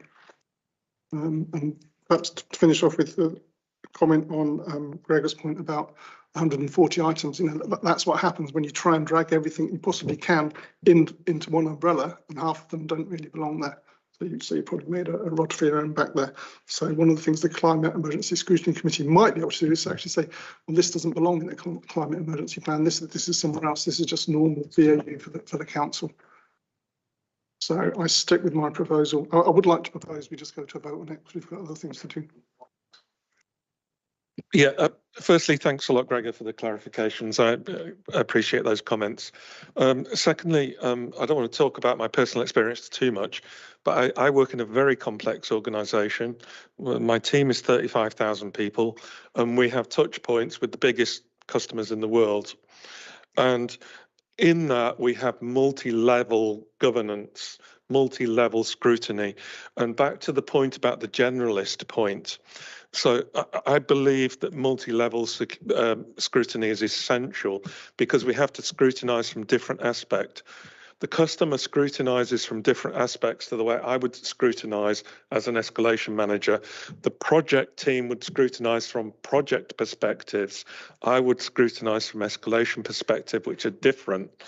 And with regards to the generalist, those scrutiny committees bring in the experts they require. They don't lump all generalists together in different boxes. So this multi-layer overview and scrutiny, I believe at this point in the cycle of climate emergency, is the bright approach. It may change over time. It may mature and grow in a different direction. And we've said there's pluses and minuses on all sides, but I think at this point it's the right call. We're going to take this to the vote.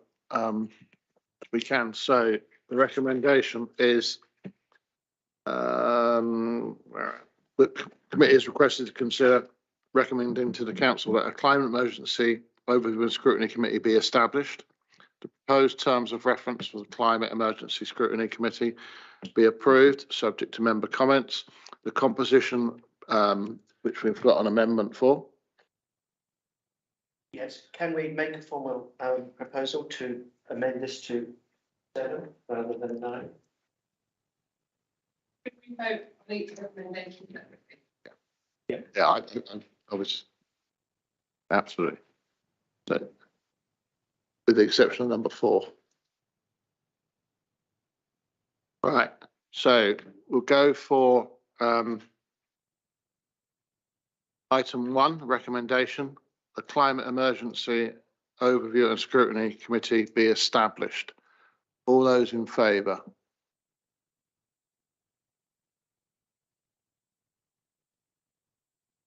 All those against? So that's down to chair's votes. My view is that there are some issues being discussed tonight that still require more clarification. I'd like to see clarification on the membership numbers. And I'd also like to see clarification on how this overview committee will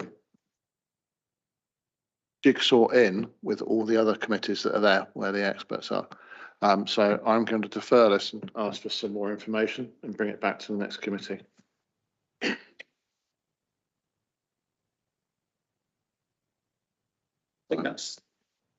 I think that's probably a second recommendation if you want to do that. So, yeah, so the first recommendation falls, and then you're proposing that we defer it and come back to the next committee with the clarification? Yeah. So is Good. So can I just check? I don't know if the rules are the same for full council. If in full council, if a motion is proposed and it falls, then it cannot come back again for 6 months. Is that the same with these committees? Because if this falls, I don't think there is an option to defer. You can't defer it once we're voting for or against it. You must either vote for or against it. so it's not a motion, it's just recommendation. So the committee has the power to say, we'd like further information and we'll vote about it at the next meeting.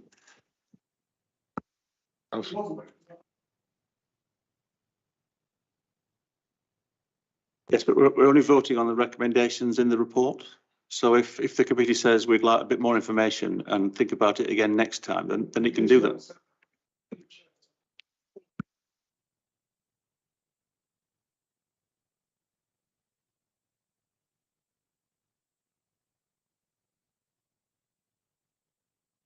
Or he could abstain, then it's 5-5 and we.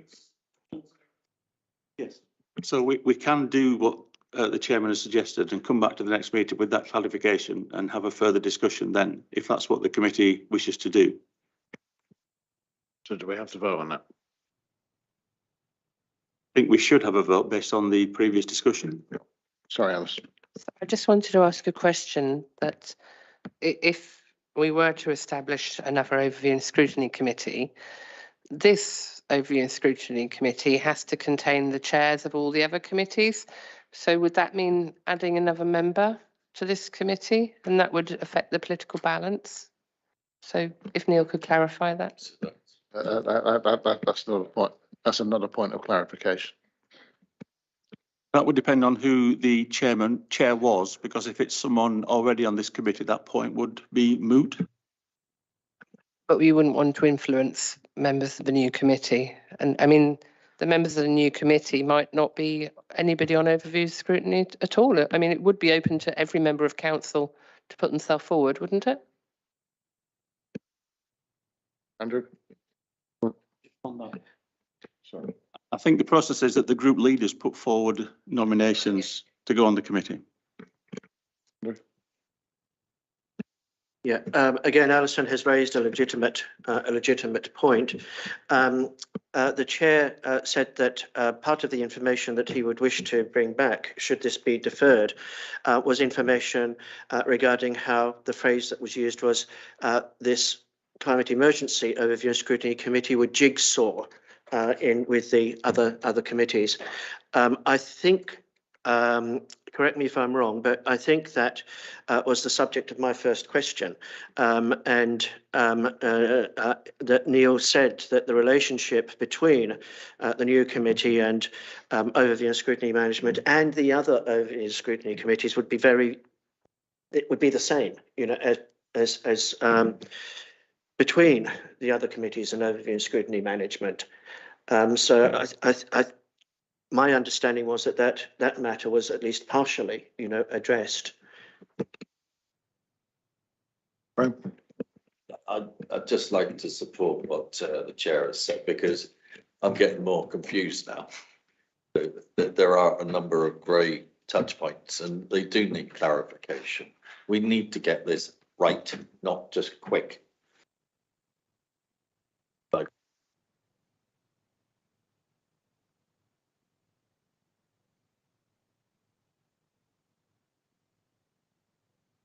Right, so as chair, I propose that we defer this for tonight until we've got some further clarifications. Is there a seconder anywhere?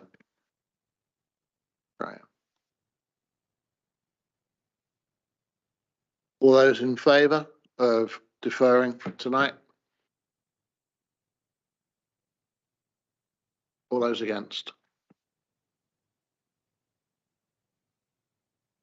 Okay. Thank you.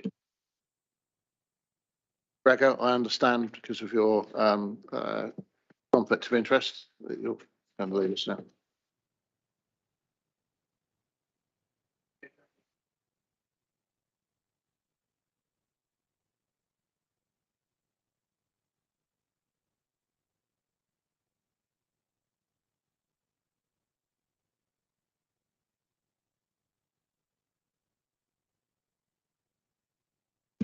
Back to the agenda. We'll go back to agenda item 20 now. The Climate Emergency Action Plan is on page 13 to 172.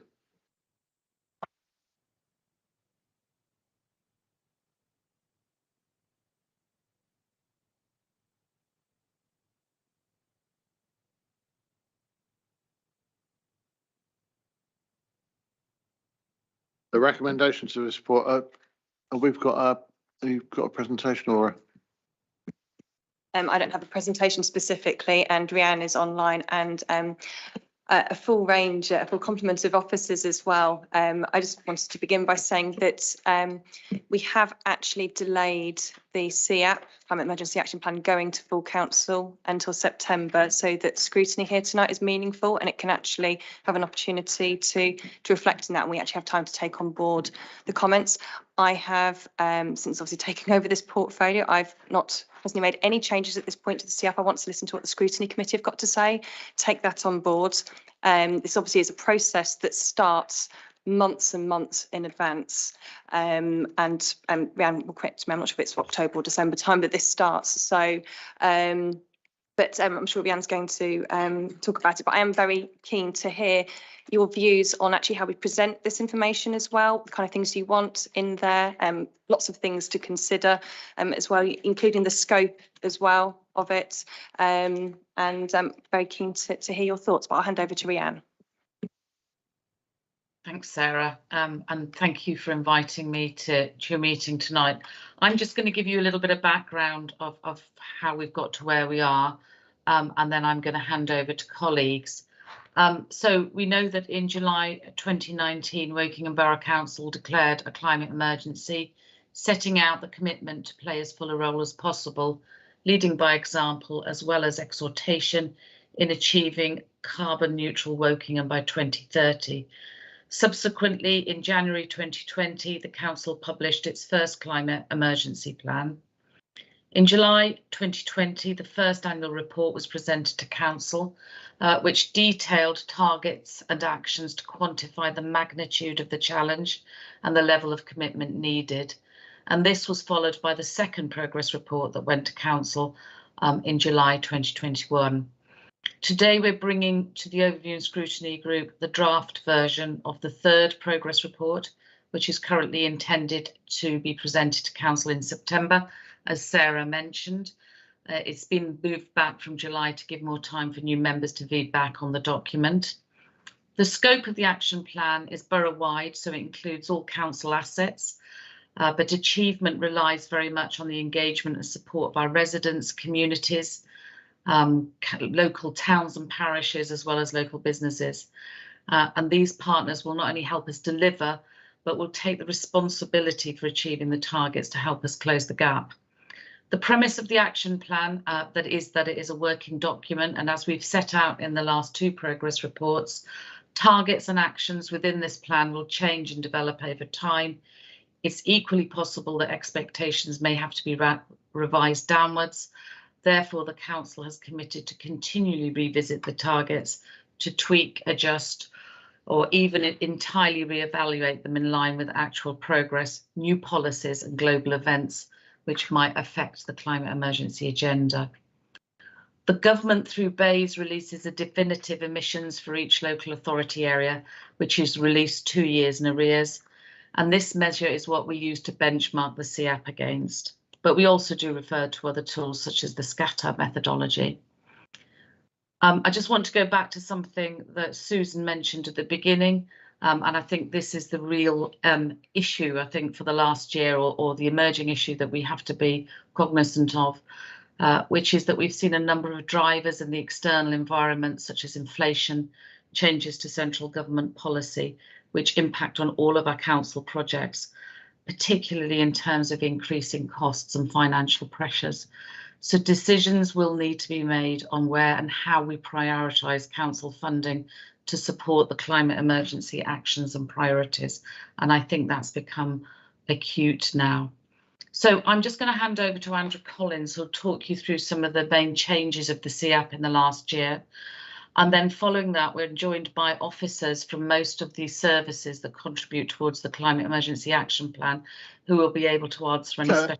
Chair, can I just say that we've all had a 150-page report, whatever it is, and I don't see much value in officers talking us through the report because it's 10 to 9 now. We're due to finish at 9:30. Actually, we weren't going to talk you through the report. I think we were just going to mention a couple of headline points. Actually, it'd take about 3 minutes. That's all it's going to be. But I just did want to thank those officers that have come from the other departments, which is Rob Curtis, Ian Bellinger, Ian Goff, Duncan Fisher and Richard Bissett, who are also with us to answer questions as well. I understand your point, Andy, but I think it's only right that the officers be given opportunity just to give us a top level view of some of the actions that are going on. So please carry on. Thank you. Yeah, so just to reiterate that, I'd give a huge thank you to the officers who attended the meeting and their patience in waiting for us to discuss this. And of course, their incredible assistance and work on the actual delivery of the actions has been talked about already. So that's been great. Yeah, I'll just do a quick summary of it. I did have a quick presentation thing, but it's only including a summary of the documents that have already been provided, such as the cover report, and obviously you've got the full report and methodology. So I'm just giving you some highlights from those reports which you've already got. So some key changes is that now we've got the council scorecard review changes included. So that was where we got scored on the action plan, and we've made some things that they recommended to improve the plan. Obviously, as Ria mentioned, we've already got the BEIS figures, so they've been updated, and the methodology updates now mean that the overall shortfall is 59.2 kilotons, which is down, I think it was 67 on the bottom on the previous one. We've now had the council emissions section has been added, which is recommended, and it includes our actual emissions as the council. And in terms of format changes, there's just been some slight ones to make it hopefully easier to read, just combining some of the columns to make it a little bit simpler for everyone to understand, which again has been mentioned a few times. In terms of the target and methodology changes themselves, I think it's important to note that all the actions have been shifted beyond, like from 14 upwards have been shifted. So if you're trying to compare to previous ones, it might have moved slightly. That's because the new target 15 was introduced. We've also got some key new ones, such as the target 8.3 of cargo bikes to help reduce the use of vans in last mile deliveries. The new targets in the methodology have been covered in the methodology and aligned to other targets as well. Basically, we're just trying to make sure everything's as simple as possible and reducing if there's overlap between targets. Yeah, so the key areas for celebration and improvement can be seen in the cover report. I won't go through all of it, but obviously if you've got any key things that want to be brought up, we can discuss those further. Thank you. Were there any other inputs from officers, or was it? No, just if you want to ask questions now, we're very happy to answer them. Thank you. So, Andrew first, then Andy, Michael, Peter. Yes, thank you, Chair, and Rhiannon and Andrew for your presentations. But I want to begin by thanking everyone involved in the production of these documents and their earlier iterations. I've seen how they've evolved over time, for instance, by adding clear explanations of the assumptions and methodologies. An enormous amount of thought and research is evident in the plan and the report, and I believe that these are presented in an accessible manner. And this really is no mean feat, considering the breadth, the depth, and the complexity of the subject matter. So sincere thanks there.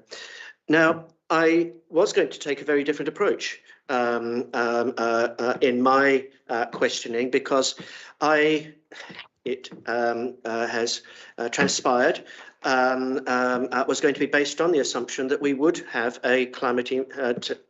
this evening have established a climate emergency overview and scrutiny committee, who would then have drilled down, into this report, in the great detail, that is required. And the draft terms of reference that we were presented with the previous agenda item showed again, the enormous scope, of issues, matters that are covered, in this plan. So I wasn't planning to drill down tonight, into the nitty-gritty of the action plan and the third annual report. But I do want to ask three questions, which I hope will be useful and help to inform the further iterations, of these documents. And the first question relates to whether the passing of the Environment Act of 2021 has already had impacts on this Climate Emergency Action Plan, specifically whether it's created any challenges and or opportunities.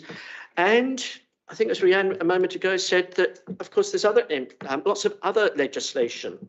There's also having impacts in this area. So is there any other legislation currently in the pipeline that could have positive or negative impacts, that we need to be cognizant of and looking at proactively? Secondly, reading through these documents and my praise of both documents is absolutely sincere and genuine, but I am left without a clear sense of a roadmap. What are the key steps of the journey to net zero? What will be the key steps in that journey to net zero, and the processes of sequencing and prioritization? Is my concern as a layperson, and of course, I totally, acknowledge that, but is my concern as a layperson something that the officers recognise? Is this issue a matter of roadmap, something that needs more attention going forward? And as an example, my third and final sort of question stroke comment is an example of sequencing and roadmaps that might apply in matters that will rely on the local plan update. For instance, on page 117, there's a reference to T27 towards the end of 2023, which is just next year, for major residential developments to be designed and built to achieve carbon neutrality. This is just one of the many climate emergency matters that I believe will rely on being incorporated into the local plan update, and specifically, I understand, in some of the important supplementary planning documents. Now, if my concerns are justified, is there a need to ask those responsible for the local plan update to see if matters such as environmentally friendly changes to the borough design guide, which is one of these supplementary planning documents, could begin to be worked on sooner than they might currently be planned? Because my understanding is that those supplementary documents might not be looked at, worked up, until other parts of the local plan update, have been worked through. Thank you. Almost a concise question there, thank you.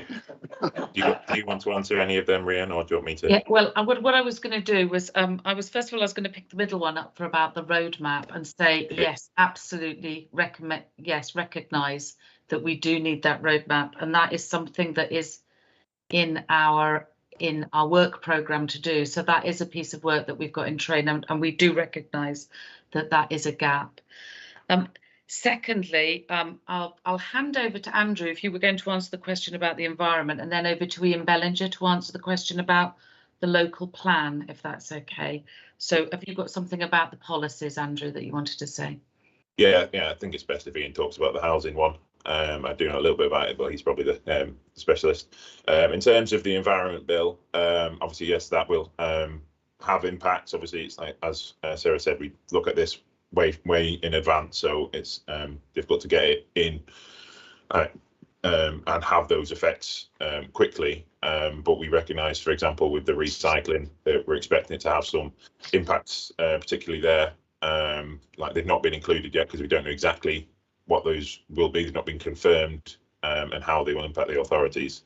But other policies as well is obviously we've got like the heat and building strategy, which is around homes and the standards, which again is similar linked to the SPD stuff. Got the EV infrastructure strategy and the net zero strategy, which again all are related. Like with the EV one, that's going into that will be feeding into the strategy that's underway there.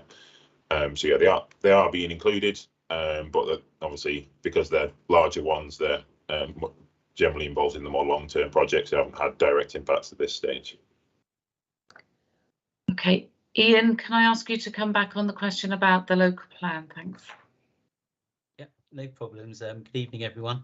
Yeah, very briefly on the local plan to go through the questions. In terms of new environmental standards or requirements for development, those are matters that have to be set out within the local plan. So effectively, you can't introduce a new standard within a supplementary document.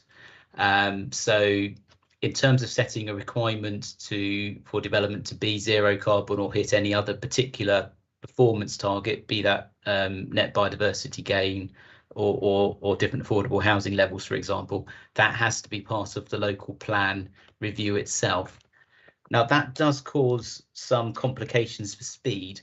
I completely admit in that the local plan is something that progresses as a whole. And so subject areas which are easier to gain consensus on, you may wish to change quicker, can only be progressed as fast as the most challenging and difficult subjects, such as, the housing numbers we've talked about before, and where those sites may be developed. So the local plan work we're doing is certainly looking to progress and ask the inspector to approve policies which are very ambitious on hitting climate change improvements, be that the energy performance of properties or other factors. But that will have to be done alongside the whole of the local plan process. In terms of the timing of the local plan, my team are working with the new administration in terms of understanding the process to jump through. But my understanding is it's a priority for everyone to still progress a local plan as quickly as we can. I was just going to ask if any other officers have any policies or strategies that they want to talk about, LTP, the local transport plan 4 or anything. Okay.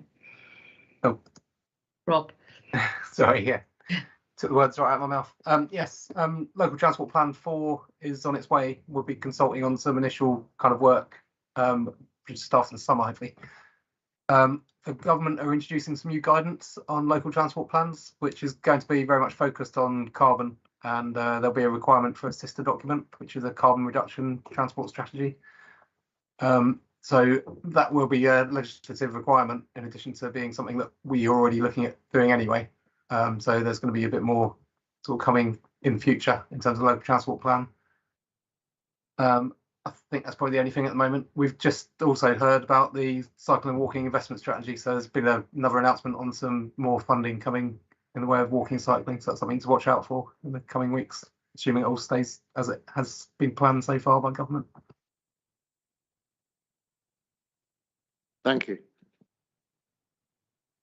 Could I add one little thing to one of Andrew's questions, please? Sorry, it was just on the first one, which was about legislation. And there's a big omission in terms of legislation. I just wanted to point out, and that there is actually no statutory duties on local authorities to tackle the climate emergency. So that is one of the challenges, and I just wanted to make members aware of that. Andy? Thank you. I guess this part of the meeting has perhaps proved why we need to have a specialist committee looking at this, because there's so much to say on it. So I'll stick to a couple of big ticket items, which I'm sure Rhiannon is familiar with. So if the numbers still don't add up, I'm not sure what software is being used to put this together, but to me, I look at numbers and I want them to add up. So if you look at page 73 on the document pack, and you've got that number at the top, which is 25,000 tonnes of carbon for 5 solar farms. Okay, but we know that one cost, but they've only got the cost of one limited there. We have one listed, so the 21 million was originally the cost of 4 or 5 farms, but it's now down as 1. But the carbon saving that's listed alongside it, the 25k, is of all 4 or 5 farms, because you've got 7,900 underneath it, and over the page you've got 5,000, 5,000 and 5,000. So you've got savings for 4 or 5 solar farms, but the cost of 1.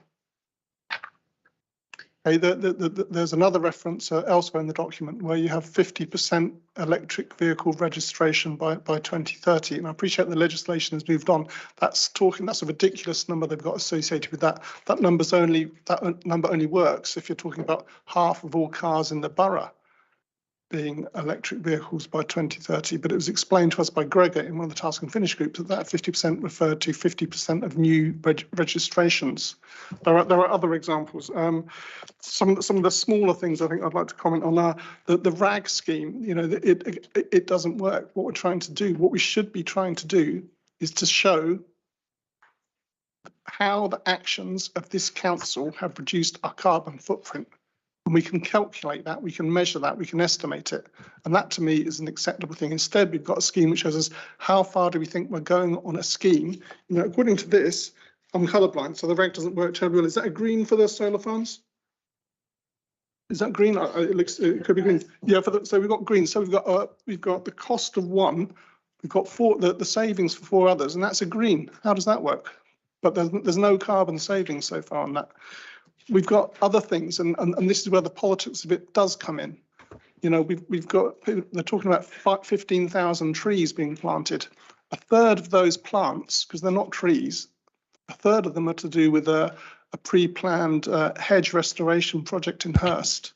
Okay, and as well as those hedge plants, you know, other hedge plants included as well. So they're not trees. There is no garden forest being done here. The problems that were pointed out to us by the CEO of Reading Buses when he came to talk to, or when he addressed the task and finish group, he pointed out that the relationship in the plan between increasing journeys made by public transport and reducing car journeys is just way different to the ratio which can be calculated from the plan. You don't double public transport use with and get a 20% reduction in car journeys. That ratio is totally wrong. There are several places in the plan where we seem to be counting the cuts in public transport, but they're under different headings. You know, and the list goes on. That the numbers don't add up. I admire, I guess, the optimism of saying that the gap that we have has been reduced, but our initial assessment of that gap if you go through the numbers with your own spreadsheet, you get totally different numbers to the ones which are being shown. So you know, I don't know what to believe in it. in terms of the numbers. I just don't think it's a trustworthy document. It never has been, and I'm afraid it still isn't. And I hope that now, with a more jaundiced view of the numbers, a more critical view of the numbers we'll get from the new administration, but we'll get a better picture of what's actually going on. I'll leave it there. As I said, there is a lot. There's not a question. There's a comment for the guys to take away. Rhiannon, you want to respond to that? Yeah, I think it's really difficult, I think, in this particular forum to sort of pick each of those up and ask an officer to respond. I think it might be worth having some kind of a meeting with you, Andy, and Sarah, and just going through each of the figures before we submit it back for council, and having a look to see if there's anything we can change, adjust, or if we can qualify it and, you know, explain where the officers have come from in their decisions or what they've put forward. So I'd propose that we do something like that. I would also just recommend, in terms of the changes we do, we've probably got about a month of time before we need to get it back on the forward programme to go back to September as well. So I think it would be worth trying to hit that date and not let it slip, would be my view. But I would suggest that we get together outside this meeting and look at some of those figures. I'm happy to do that. Can I just check what software are you using to pull these numbers together? I mean, is it all being done in Word or PowerPoint or something? Because we don't have a software for this particularly, and Andrew, correct me if I'm wrong. We've got the methodology that we put, and each figure we work out ourselves. And Andrew, you're going to tell me I'm wrong now on my odds. No, it's fine. No, it's obviously we get figures. It's all based on obviously government figures, and if we have the local figures available, then it's just that. I mean, it's not difficult. You can do it. You can do it on Excel. So obviously, it's multiplication and stuff of each individual target and stuff. And then you just add it up at the end for where it applies. I mean, obviously, as you say, I'm happy to have a separate meeting because obviously it's difficult to go into all the individual methodology stuff. I know what you're talking about in terms of like you got 10%. Public transport from one target, 10% from another target, and it's obviously these are all. It's important to recognise that these are all estimates and their aims for 2030 and stuff. So in terms of like the RAG scheme, it's where we can do savings like for the year, we will do that, and those are in the plan where we can give them. We can't give like parcel changes for years. So for like the solar farm, we can't say, oh, this year we've saved this much by doing this much, like by getting 20% of the way there, because we haven't actually put the things in. We're just on the planning stage. But we can talk about that more fully in a full meeting with the methodology. I think the suggestion to have a separate meeting on that is a good one. So, Sarah, yeah, do you agree with that? Absolutely fine. All right. Thank you. Michael, next. Thank you. Yeah, I've just got a couple of things really to mention.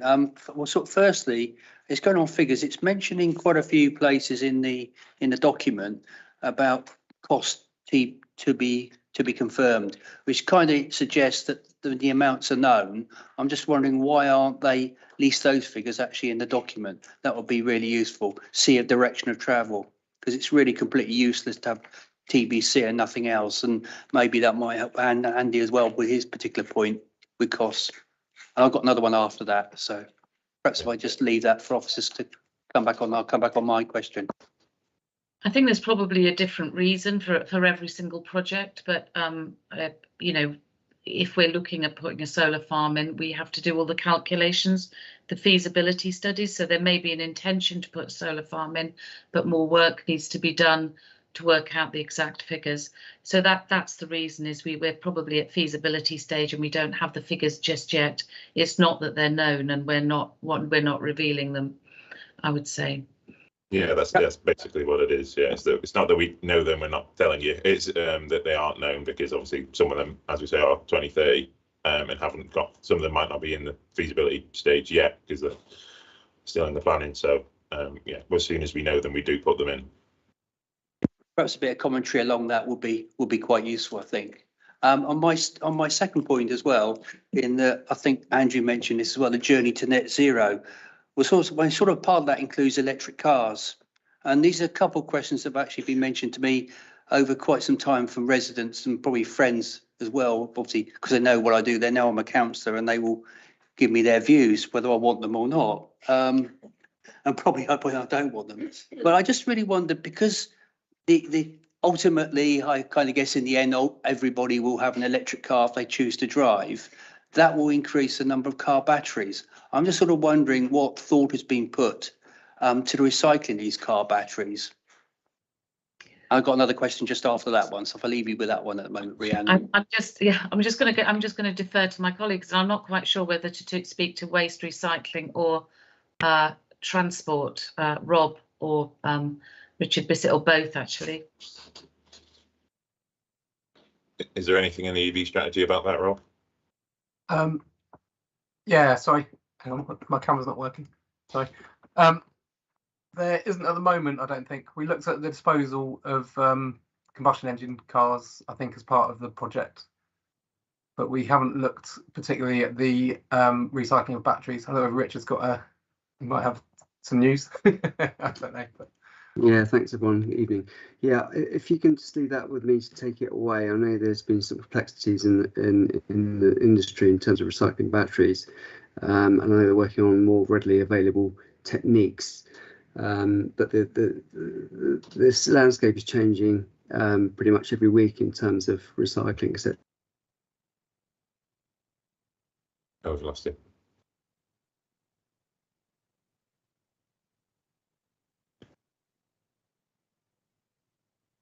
Sun's gone down, his solar power's run out. Try turning the camera off, maybe, Richard. It might be easier. Yeah, sorry, bandwidth in the evening. Yeah, yes. Sorry, I just got a point to come back on that as well. Also about electric cars. And this is something that not everybody lives in a house. They live in flats. They live in maisonettes that really can't charge. They haven't got any driveways or anything like that. How is that going to roll out? We want to encourage people to have electric cars. So as part of the strategy as well, the local plan, I just really wondering, have there any ideas been put forward to that? And I can see that Sarah's going to an answer, I think. Well, no, before the officers come in, I just wanted to make a point. Actually, we want to encourage people to take shorter journeys actively in public transport first. And if a journey needs to be taken by car, for that car to be an electric vehicle. So I just wanted to clarify that point. But I will refer to Rob on some of the specifics of the EV strategy, because obviously, so I'm an EV owner myself, and understand where some of the challenges can be. It's actually destination charging. It is one of the bigger challenges. But obviously, yeah, Rob will be able to talk about the looking at people that don't have off-street parking and the charging options there. Yep. Yeah, thanks. So that's not being able to charge at home is seen as a big barrier to charging. So government have put forward a scheme called the on-street residential charging scheme. And until the end of March, they were giving us or offering boroughs 75% contribution to schemes where we could put up some funding and then produce some introduce our own on-street charge points. Unfortunately, we were just too late in submitting our bid. They changed the rules without telling us effectively. So we're now in a new criteria for the same bidding for the same funding, but with 60% contribution from the government.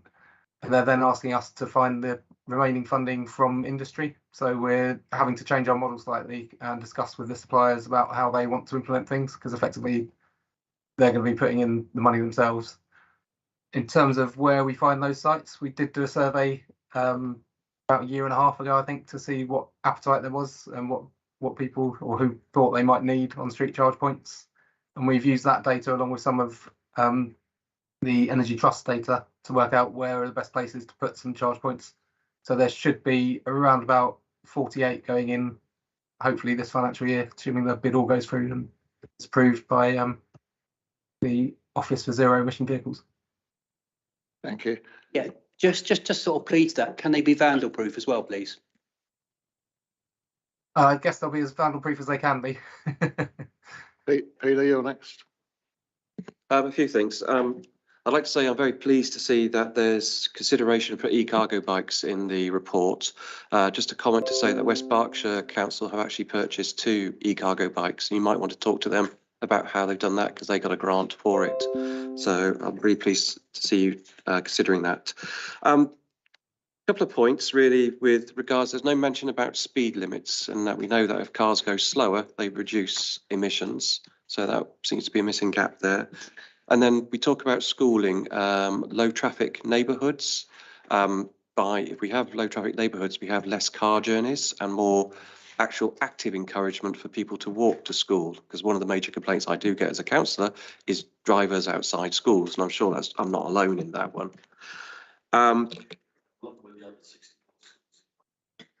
Yeah, so there is, LTNs do seem to be a useful mechanism to deal with that. As a point, does this council do the bike to work scheme? And when I was at the bikeathon event with the e-bike specifically, I was speaking to people and they're saying e-bikes are too expensive. I said, are you aware of the bike to work scheme? That cost can take up to 40% off the price of the bike. And they were not. So if you are considering getting people to walk, to cycle, and also if they're in flats and can't have cars to places to plug their cars in, bikes are a viable alternative there. So there's sort of a grab bag, a bunch of stuff there. And Andy, you had one more? Yeah. Is it a quick one? Because again, I think some of the questions. Sorry. Do you want us to answer those questions, or are they just comments? Rob, were you going to say something? Yeah, I can pick up on those. I think I've got them all. Yeah, so e-cargo bikes, thanks for the West Berkshire tip. We'll give that and have a look at those. Yeah, so we are looking at hopefully providing a grant for 5 schemes, 5 businesses to take on e-cargo bikes this year, so that'll be useful. Speed limits, it's an interesting point. It's not something we've looked at in any great detail. Our traffic management manager is more concerned about safety when it comes to speed limits. I think that's kind of probably quite a relatively small saving compared to, not driving at all or changing mode. So I guess it's probably something to look at in part of the mix, but I doubt it'd be a huge decrease. LTNs of school streets, we're in discussions with Paul Fishwick, obviously the new active travel and highways transport exec member.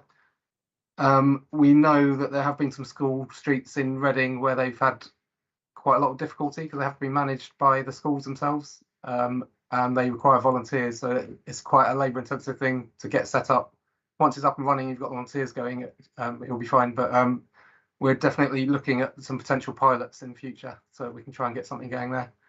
And the last one on the bike to work scheme, Wokingham Borough Council does do bike to work at the moment itself. Unfortunately, at the moment, there's a cap of £1,000, so we're in discussions with HR to see whether we can increase that cap, because you're absolutely right, that wouldn't buy you even a very cheap e-bike. So yeah, to get that cap increase, people could commute in for much further. And I think Brianne might know from her economic development hat on in terms of promoting that with other businesses, but many businesses tend to be aware of it, don't they? I think do we promote that to them as well? Sorry, yeah. Yeah, we have got a strand of work where we work very closely with businesses, and we sort of reach out to them in terms of climate emergency and support them. We've done a recent survey with them, and that's one of the areas that they're most interested in talking to the council about. Whether we've specifically told them about the bike scheme, I'm not absolutely sure, but if we haven't, we can do. So we'll look in and inform everybody of that and reach out to businesses. Sorry, just a comment with regards to the cap on the bike to work scheme. There is no cap. The government got rid of that, and it's actually down to the individual units to actually set their administration stuff in place.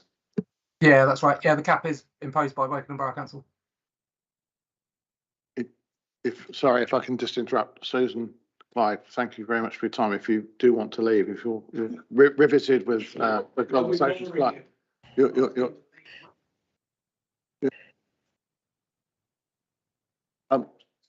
yeah, hold on. Andy, you had one more? And was my peripheral vision's not working very well, and Graham isn't. But yeah, thank you. So again, with several of the questions, it's just illustrating to me. It's making very, very clear about the importance of having people having a specialist committee which is focused on the plan, because with the greatest respect, we're getting questions that aren't about the plan, they're about general stuff. we're supposed to be scrutinising the plan. The questions about how are we going to get rid of batteries aren't scrutinising the plan. It's an important issue, but it's not a question for scrutinising the plan. Some of the questions are things that have already been covered off, and Alison will agree with me that we've had 2 of these questions already in task and finish groups, and the members who are sort of up to speed with this issue know the answers already. And the officers, I feel sorry for the guys because they're going to repeat the same thing over and over again.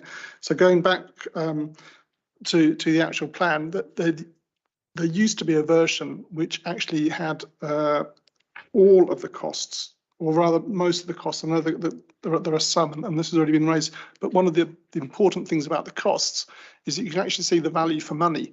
And if once you've got the value for money, also once you've got the cost in there and you've got the carbon savings in there, you can see what your value for money is. So when you start looking at projects in that way, you can see, for example, the Greenways project is terrible value for money. If you're going to have it as a climate emergency item, it's great to have a Greenway. You know, we all want to be able to cycle, you know, recreationally, but as a climate emergency value for money, it's appalling, and you can't see that unless you've got the cost in there.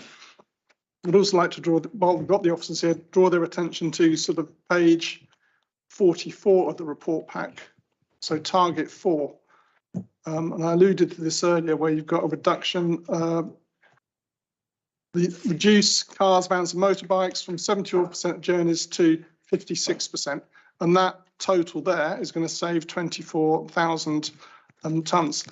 If you look at the items which presumably make that total up, if you go down the list, you've got tiny little numbers. You've got 300, 137, you're going over the page now, 1,000, then you get to 12,000. Okay, that's good, 12,000.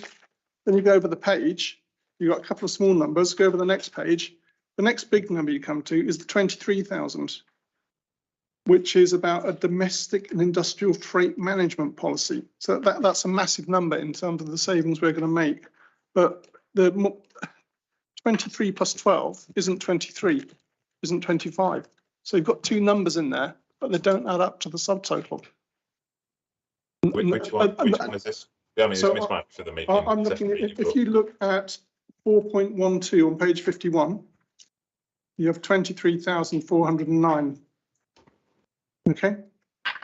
Then if you go up, because the totals are at the top, you go up, you have to go over the next page. There's a couple of small numbers. You've got 1,612.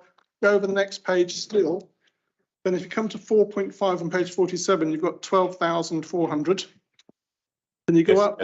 Is there a question in this? What I'm saying is this is another example of where at a fundamental level, what's being given to us doesn't work. Well, I think which is why you're going to have the separate meeting to go through that. So yeah, I was just going to say we'll go through these. Yeah, but what I'm saying is to the other members as well. Is we need to be focused on what's in front of us, not stuff which is vaguely interesting about the plan. Okay. Can I actually? I was just going to come back on one of the points that Andy made actually, which is that return on carbon investment, which is something that we have sought to achieve, which is looking at the amount of carbon saved per pound, if you like. And I think that would be a really good value if we were able to use that, and then we can compare, as you say, the effectiveness of each projects against each other. But that has been actually quite hard to achieve, something we're still trying to pursue, I have to say, but it has been difficult. And very often the projects are so different that it does start to get meaningless, but it is something we're looking at. And I'd agree, we'll pick up some of these details outside the meeting. Most of the information that we have in the plan has been given to us by individuals and officers in the different departments. So we probably will need to bring a group of experts together to answer your questions, Andrew. Sorry, on that, the point I've just made is about adding up. Yes, 12 and 23 is 35. Yes, if you look at it's because if it relates to where the answers are and the methodology and the working in the methodology. So obviously we can change it if it's easier to read. It's just because it relates to those bits in the method. If we switched it around, it'd be confusing in the methodology. So it's one or the other really. But that's why we can talk about it more in that meeting.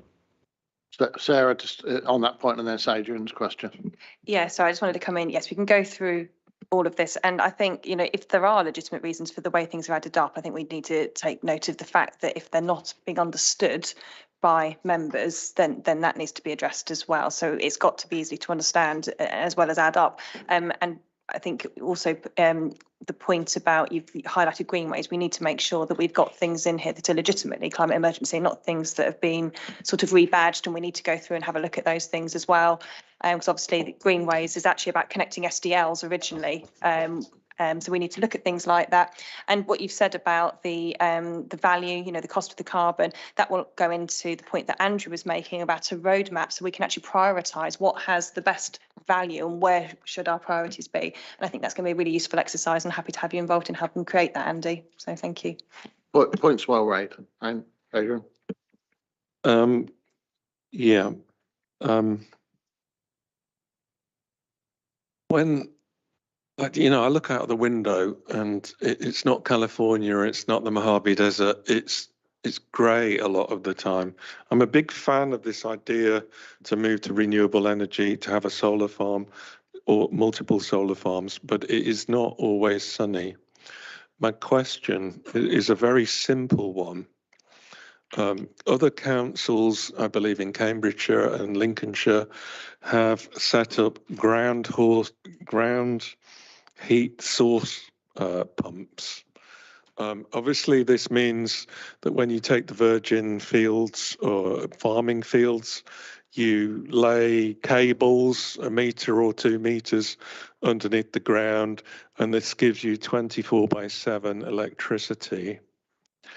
There is absolutely, as far as I can see, no reason why you cannot lay those in the fields, have 24/7 heat source pump electricity for free, and then put solar panels on the top. So you could have 2 generation capabilities on the one piece of land. I actually met a specialist in this area the other day, and she said, oh yeah, we're working with many clients, many customers, you know, putting these into fields, solar farms, that is, all over the place, and nobody's ever asked that question. But that's why I'm asking you, you know, can you talk to your suppliers and ask the question, can we have 2 bangs for $1? Can we double the capacity of the field without increasing the field? I'm gonna ask my colleague Ian Goff actually to answer that, because he's the expert on our solar farms. Hi. Yeah, there's a lot within the question, in fairness. I think what you're alluding to is ground source heat pumps. Ground source heat pumps can be a very good mechanism and way forward of heat provision, but you really want to try and do that in association with a heat demand. Obviously, the solar farms that we have planned are quite remote, in fairness, in relation to other properties, and for that reason, I don't think there's going to be an opportunity to do the combined effort here. We are looking to combine different technologies with the solar farms, but we're looking more along the lines of battery storage technology. Sorry, can I disagree with that statement actually? Because actually the example that was a council, a very rural council, way more rural than Wokingham, and they had 350 houses who had to have oil heating because there was no gas main. So it's a very rural scenario, and they converted to ground source heat pumps for the provision of their heating and electric, I believe. Can I just come in on that? And I'm wondering if what you're talking about specifically is a district heat network that was, so you're talking about a district heat network that is being heated by a ground source heat pump, and they have to be near the places that are actually using that energy because it's heat and it'll be lost in transfer, and it's not going into a grid in the way the electricity is generated by the solar farm. So if you're looking at our specific solar farm site at the moment, you would struggle to get that heat generated there specifically. Could we at least look at it? I think it's a conversation you and I can have, Ian, potentially, you know, and I think I've mentioned this to Ian Bellinger as well from the local plan perspective about district heat networks in our emerging local plan, and if there's any opportunity there. But I think it's something we need to take away and have a conversation about maybe, Ian, but I'll let you come back. My second question. Sorry. Oh, no, I'm simply going to say, yeah, look, we'll look at any opportunity that's available. So yes, we will look at it. Question? Yeah, my second question, and this is where it might get a little political, but one of the things I always want to see is, you know, we're looking here spending 21 million capex, and there will be a whole bunch of other things coming along the line, which is good. And we're all in the bubble and we're looking at this and we're saying all these things are good, we need to move forward. But my question always is, what do the residents think? Do they think that we're doing the right things? Do they consider that spending 21 million capex on a solar farm is a good idea? And I know we go into the arguments around a citizens' assembly and all that sort of stuff. I don't want to make this a highly political point, but I always want to see feedback from residents, ideally saying, you know, this is what we think about your climate emergency plan, you know, and giving them some opportunity to voice their views and concerns.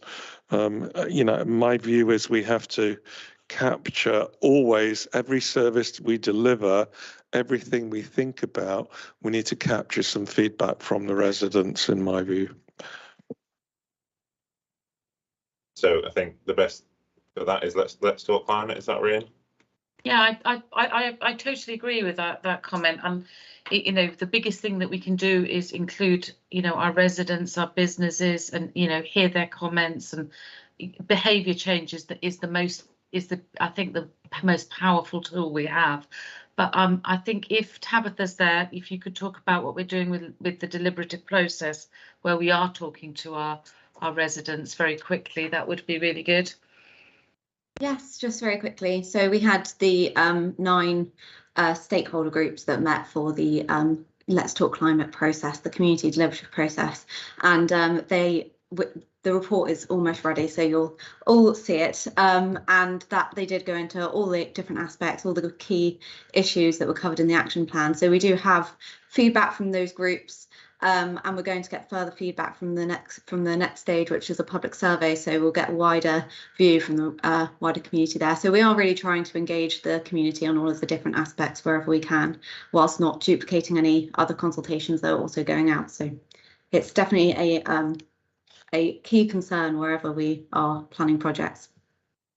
And we realise that we need to do more of that as well. And it's very resource heavy, I would say, and it's something that we're looking to increase in the future. Thank you very much, and thank you very much for the comments saying that we need to do it again. You need to keep surveying and getting feedback constantly. Thank you very much. Chair, can I just say that just responding to Adrian, I think there's a role for members there as well, because if you can't defend what you're voting for in council or in committees, then you shouldn't be voting for it. And the way you know if the public will support you is by talking to them and listening to them. So I've actually leads me to something that I wanted to try and bring in at some point, and it sort of leads in nicely. So the solar farm business case, you know, we've asked for a fresh look. Obviously, a lot has changed since that came to council last year, and I have asked that it comes to scrutiny for a look at before it gets awarded the contract to whoever is going to take that forward. Obviously, I can ask. It's up to scrutiny to say they want to look at it, though. So it's something, you know, I can't, as an exec member, dictate what you look at. So I'd like to strongly urge you consider putting that on the forward plan, and quite soon. I've got one question from Graham, then I'm going to. Yeah, it's more a question directly to Sarah. I mean, I work in the renewables area. I work with a number of universities. I work for Innovate UK. So taking a lot of young technologies to marketplace. And it's changing very quickly. And what will be useful in terms of presentation, Sarah, is as we go through this journey, the technology for the solar farm could change. For schools, for example, we put solar on the schools, which has reduced their electricity bills. Great. But now the batteries have started to become viable, and now they could take the rest of the energy and not just feed it back to the grid, and that makes it more viable. So these changes, if we can somehow document the vision and then what we've done and how we've done it, which is much of what this document is, actually, but get that with some transparency and clarity. Thank you. Taken on board. Right, is it a quick one? Yeah, it's a very quick one. You can see from this document that this does need scrutiny. Sarah's asking for scrutiny. So I really want this committee to move forward with getting a scrutiny set up. Right. I'm going to call an end to that with a thank you to officers. I'm sorry it's taken so long. Our process and scrutiny is something we're working on, and we'll come to that in a moment. So, but thank you for your time tonight, and thanks for your effort on the report. We'll leave you to go. Thank you. Okay, thank you very much. Thank you. Just before we move on to the work programme, item 22, just a quick comment on where we started tonight with scrutiny. And that is, I've allowed things to go on tonight. There are a number of things which should be concise questions, which have ended up with long speeches. It's a habit. In future meetings, I will be curtailing some of those conversations and asking what the question is.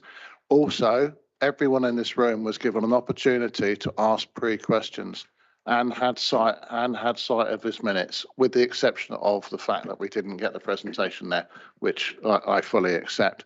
How many pre-questions do we get, Neil? It's a very small number, Chairman. We can make these meetings more effective if we do ask questions up front, and if we do keep the questions to be concise. It's just a request for members for future meetings, and we will also follow up on making sure we get sight of presentations before we get to the meeting. Works programme. Chair, sorry, I don't think written questions in advance actually have very much. They just give the officers a chance to write something long, which won't necessarily answer your question. It's much better, I think, to see how much they actually know. Whichever, I think we just need to be more concise in what we're doing, Andy. Some of the questions tonight were I've let it run tonight. I will curtail some of those long chats before we get to a question in the future. The works programme. I sent out an email a few days ago to all members with a suggestion that we have items 4 and 5, which also were covered by a public question today on our work programme, which is the KPIs and continuous improvement programme. I'm looking for an understanding from the members here whether they would support, if we can produce decent terms of reference, running a task and finish group on trying to get KPIs to be a little bit more meaningful. And one of the things that I'm looking to try to get within that is we understand the need for production KPIs. We need to know, for example, how much council tax we've raised, what percentage of council tax we raised. What we don't have at the moment is KPIs which tell us how that payment of council tax was for the resident. So if we provide a service, how easy was it for the resident to get to the end of that service? Not customer satisfaction, which is the outcome of that process. It's how easy it was to get through the process. If we have those KPIs added, then we can have meaningful data to tell us how and where we need to improve our services. I've had some conversations with officers, and they're in agreement. The fact that that is a missing element from the KPIs. I'm just looking to see if there's any members here that would be willing to sit on such a task and finish group. Can I just say, we haven't agreed we're going to have a task and finish group yet. And I don't think we should, on this issue, I don't think we should have a task and finish group, because by their nature, all the KPIs, and I've said this before, I'll say it again, the KPIs are always backward looking And we never have the officer there who can actually provide us with the detail on it. And I think for members to sort of effectively waste their time on a task and finish group looking at KPIs that aren't useful is just not a very good idea, and it's not a good use of anybody's time. I would just sack the whole thing off. Any other comments? I think I agree with Andy. You know, if you only have rearward looking mirrors and you're driving your car in your rearward mirrors, you're going to hit potholes and bumps in the road, and the journey is probably going to end up in an accident. What I want people to consider is, how do we get a vision of where we're going? And one of the things that always concerns me in this area is, if we just focus on the hard production like facts, how many tons has been recycled, how many of this have been done, you know, it's not showing what our residents think of all these different services. How do we tell whether, you know, adult social care is really performing well? We ask the person who's received the service. How do we know if a child in a school is doing really well?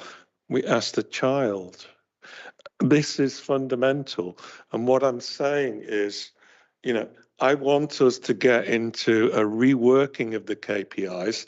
I'm not saying that we spend every cent of every department doing KPIs, but we need to really think about, yeah, okay, we've got a huge amount of KPIs already. What value is each of those sets of KPIs giving? Do we need to work with the teams to adjust those, simplify them maybe, possibly? You know, are some of them a bit outdated? Possibly.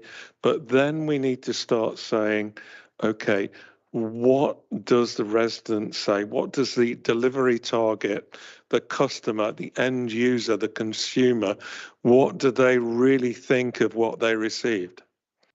And this is missing from the KPI reports. So that for me, we need some mechanism, and I believe Task and Finish Group is the only way to do this. We need some mechanism to challenge the KPIs. We need some mechanism to say, how do we get better feedback? How do we get better information about what people really want and need? And that's why I firmly support this idea. Yes, thank you, Chair. I think that potentially there is a lot to be gained by reviewing the whole system of KPIs, but yet we must not underestimate the challenge and the potential pitfalls. You know, in doing that, it could become a rather wasteful exercise, and would require very, very you know, clear understanding of purpose and management. On a positive note, okay, I sense, you know, that in terms of the purpose of such a review carried out by a task and finish group, that there's probably quite a high degree of common sort of understanding of what the purpose would be. And it might be summarized, you know, as saying, how do we know, you know, what impacts particular activities are having on our residents? Okay, what difference is it making? And how do we know, you know, what that impact is? And I think that's they're two very, very fundamental questions, you know, that that we ought to consider. And I agree with Adrian, you know, that a task and finish group, you know, is probably, you know, the best way, you know, to explore that. I don't underestimate the challenges involved. You know, in terms of the specific terms of reference, I understand that the normal practice, you know, is for that to be agreed by the task and finish group at its first meeting. There may be a draft, you know, suggested before that, but that the actual terms of reference would then be brought back, determined at that meeting. So I think this is a very useful, potentially very a very useful exercise, and it goes back to the question that a member of the public raised right at the start of tonight's meeting, and it's a question that I know lots and lots and lots of our residents understandably wish to be explored further. So I'm in support of this. Great. Yeah, I really want to support Andrew's argument about the complexity of the subject. So again, I'll only talk about the bit that I know about, which is children's services. So the KPIs I would set with the director and also with her ADs. Below that, I expect them to cascade so that when the children come to see us at overview and scrutiny, which is what we're going to invite, and when we see them at Children's Council and so forth, we then collect that feedback. But you've got to be very sensitive to each individual environment, particularly in children's, of course. Yeah. And understand the sensitivities and the expertise that they have and their motivation for coming to work, because it's very different for an accountant to a social worker. Yeah, it's hugely complicated. I was going to say that, well, Andrew's always said it, if there is going to be a task and finish. Thank you very much. If there is going to be a task and finish, can we leave all of the terms of reference to that task and finish? Because I think it's a waste of everybody else's time, even if I appreciate some people are really into it. The objective of asking this tonight was to see that there was early sight of a proposal to see whether this committee would actually support that as a task going forward. So, yep, all those that think it's a good idea to take forward. All those against.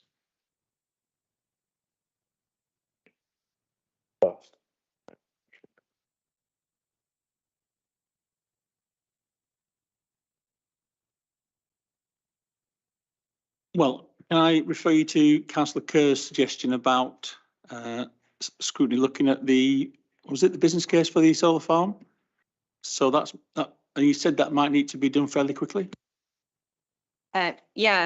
So what we did at executive is we approved that the procurement process started, but it was very clear that we need an up-to-date full business case. What was presented to full council last year, it's a very different situation now and more information is needed. And I strongly suggest that it's scrutinised where we are now, looking forward, before any contract is awarded. It's up to you guys. So would that be September, October? When is your next meeting? Is it September? I would suggest September then.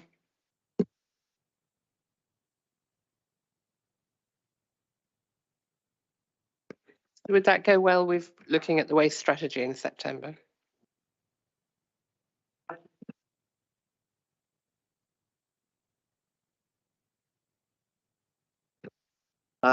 Is that okay for me to say something before we take a vote on this?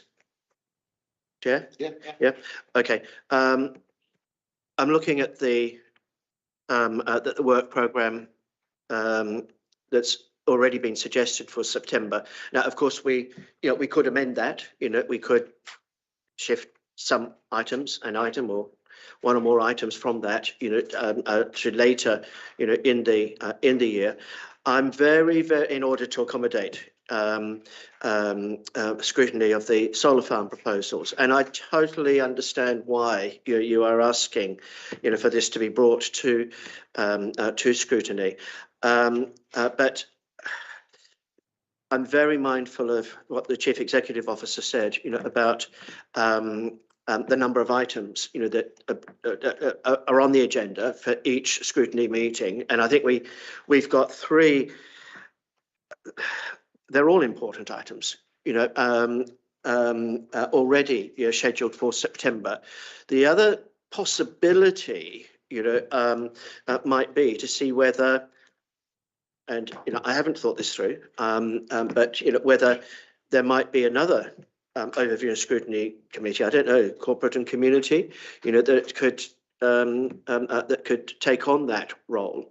But I haven't looked at their work programme.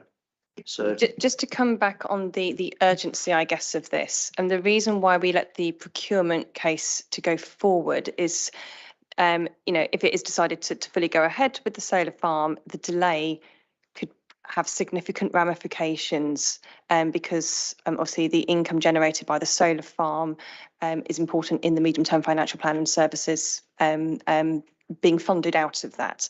So if you are mindful to want to scrutinise it, that in whatever format, however you do that, it is quite an urgent thing.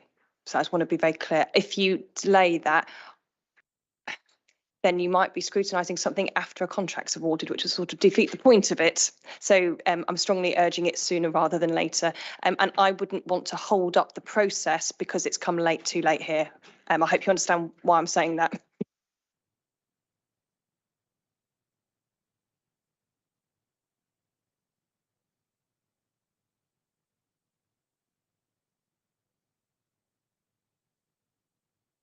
Yeah, just thanks, Alison, for raising that. There is a lot in the September one, but there's nothing there that can't be moved. I mean, I think, again, if we think about scrutiny, we're supposed to be looking at things to try and influence them.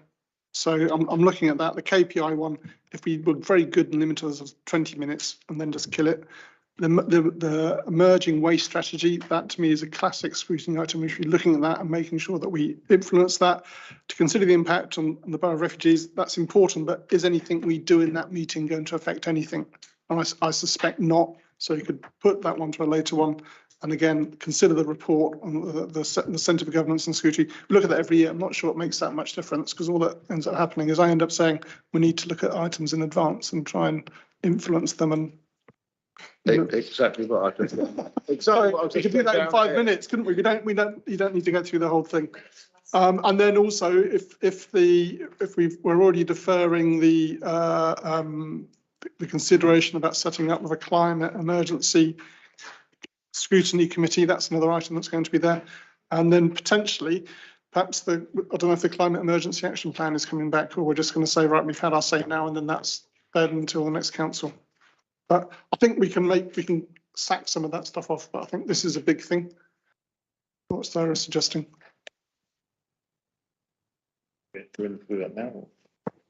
So I'm happy to speak to the chairman and vice chairman outside the meeting and rejig the agenda so we've got, and like we can do that in liaison with members rather than wade through it tonight, if that would work. Yep. Is that in agreement?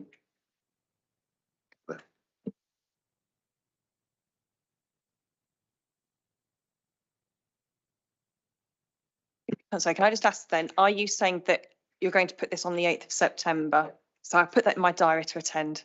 Thank you.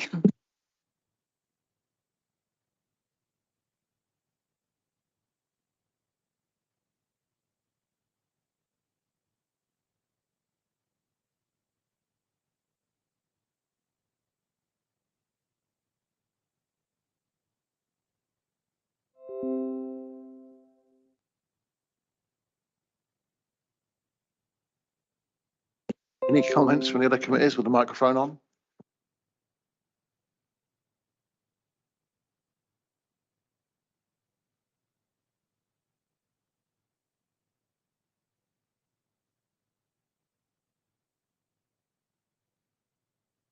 So no.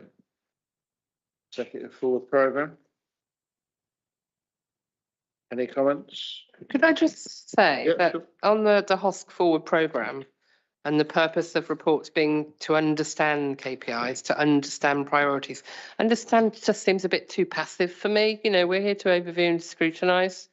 I'm not sure I've seen the verb understand being put in a forward programme before. Yeah, we'll put that back.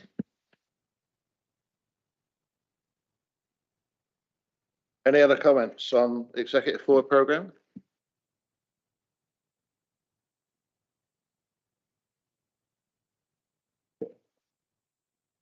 Sorry. On the 29th of September, the executive will be looking at the public space protection order. I don't know if we wanted to scrutinise that. What page are we on? On page 197.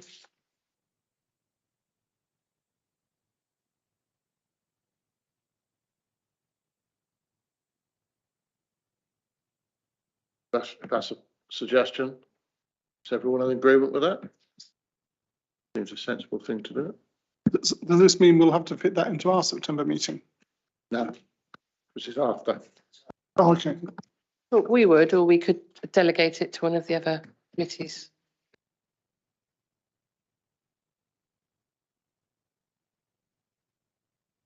You know, it's a matter of looking at these things before they go to executive rather than and afterwards.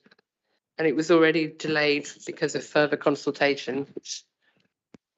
Discuss the other one. And just to advise members, obviously it was after the publication of this agenda. There is an urgent IMD next Wednesday regarding Wokingham bus services. So just to advise members that that is scheduled.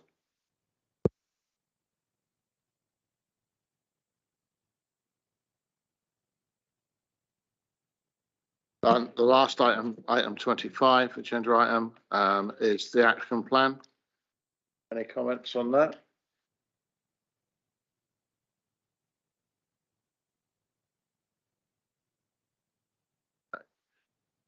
In that case, thank you for your patience. Thank you for your input. We will practice concise questions before next time, and we'll get these meetings finished earlier. But thank you for your time.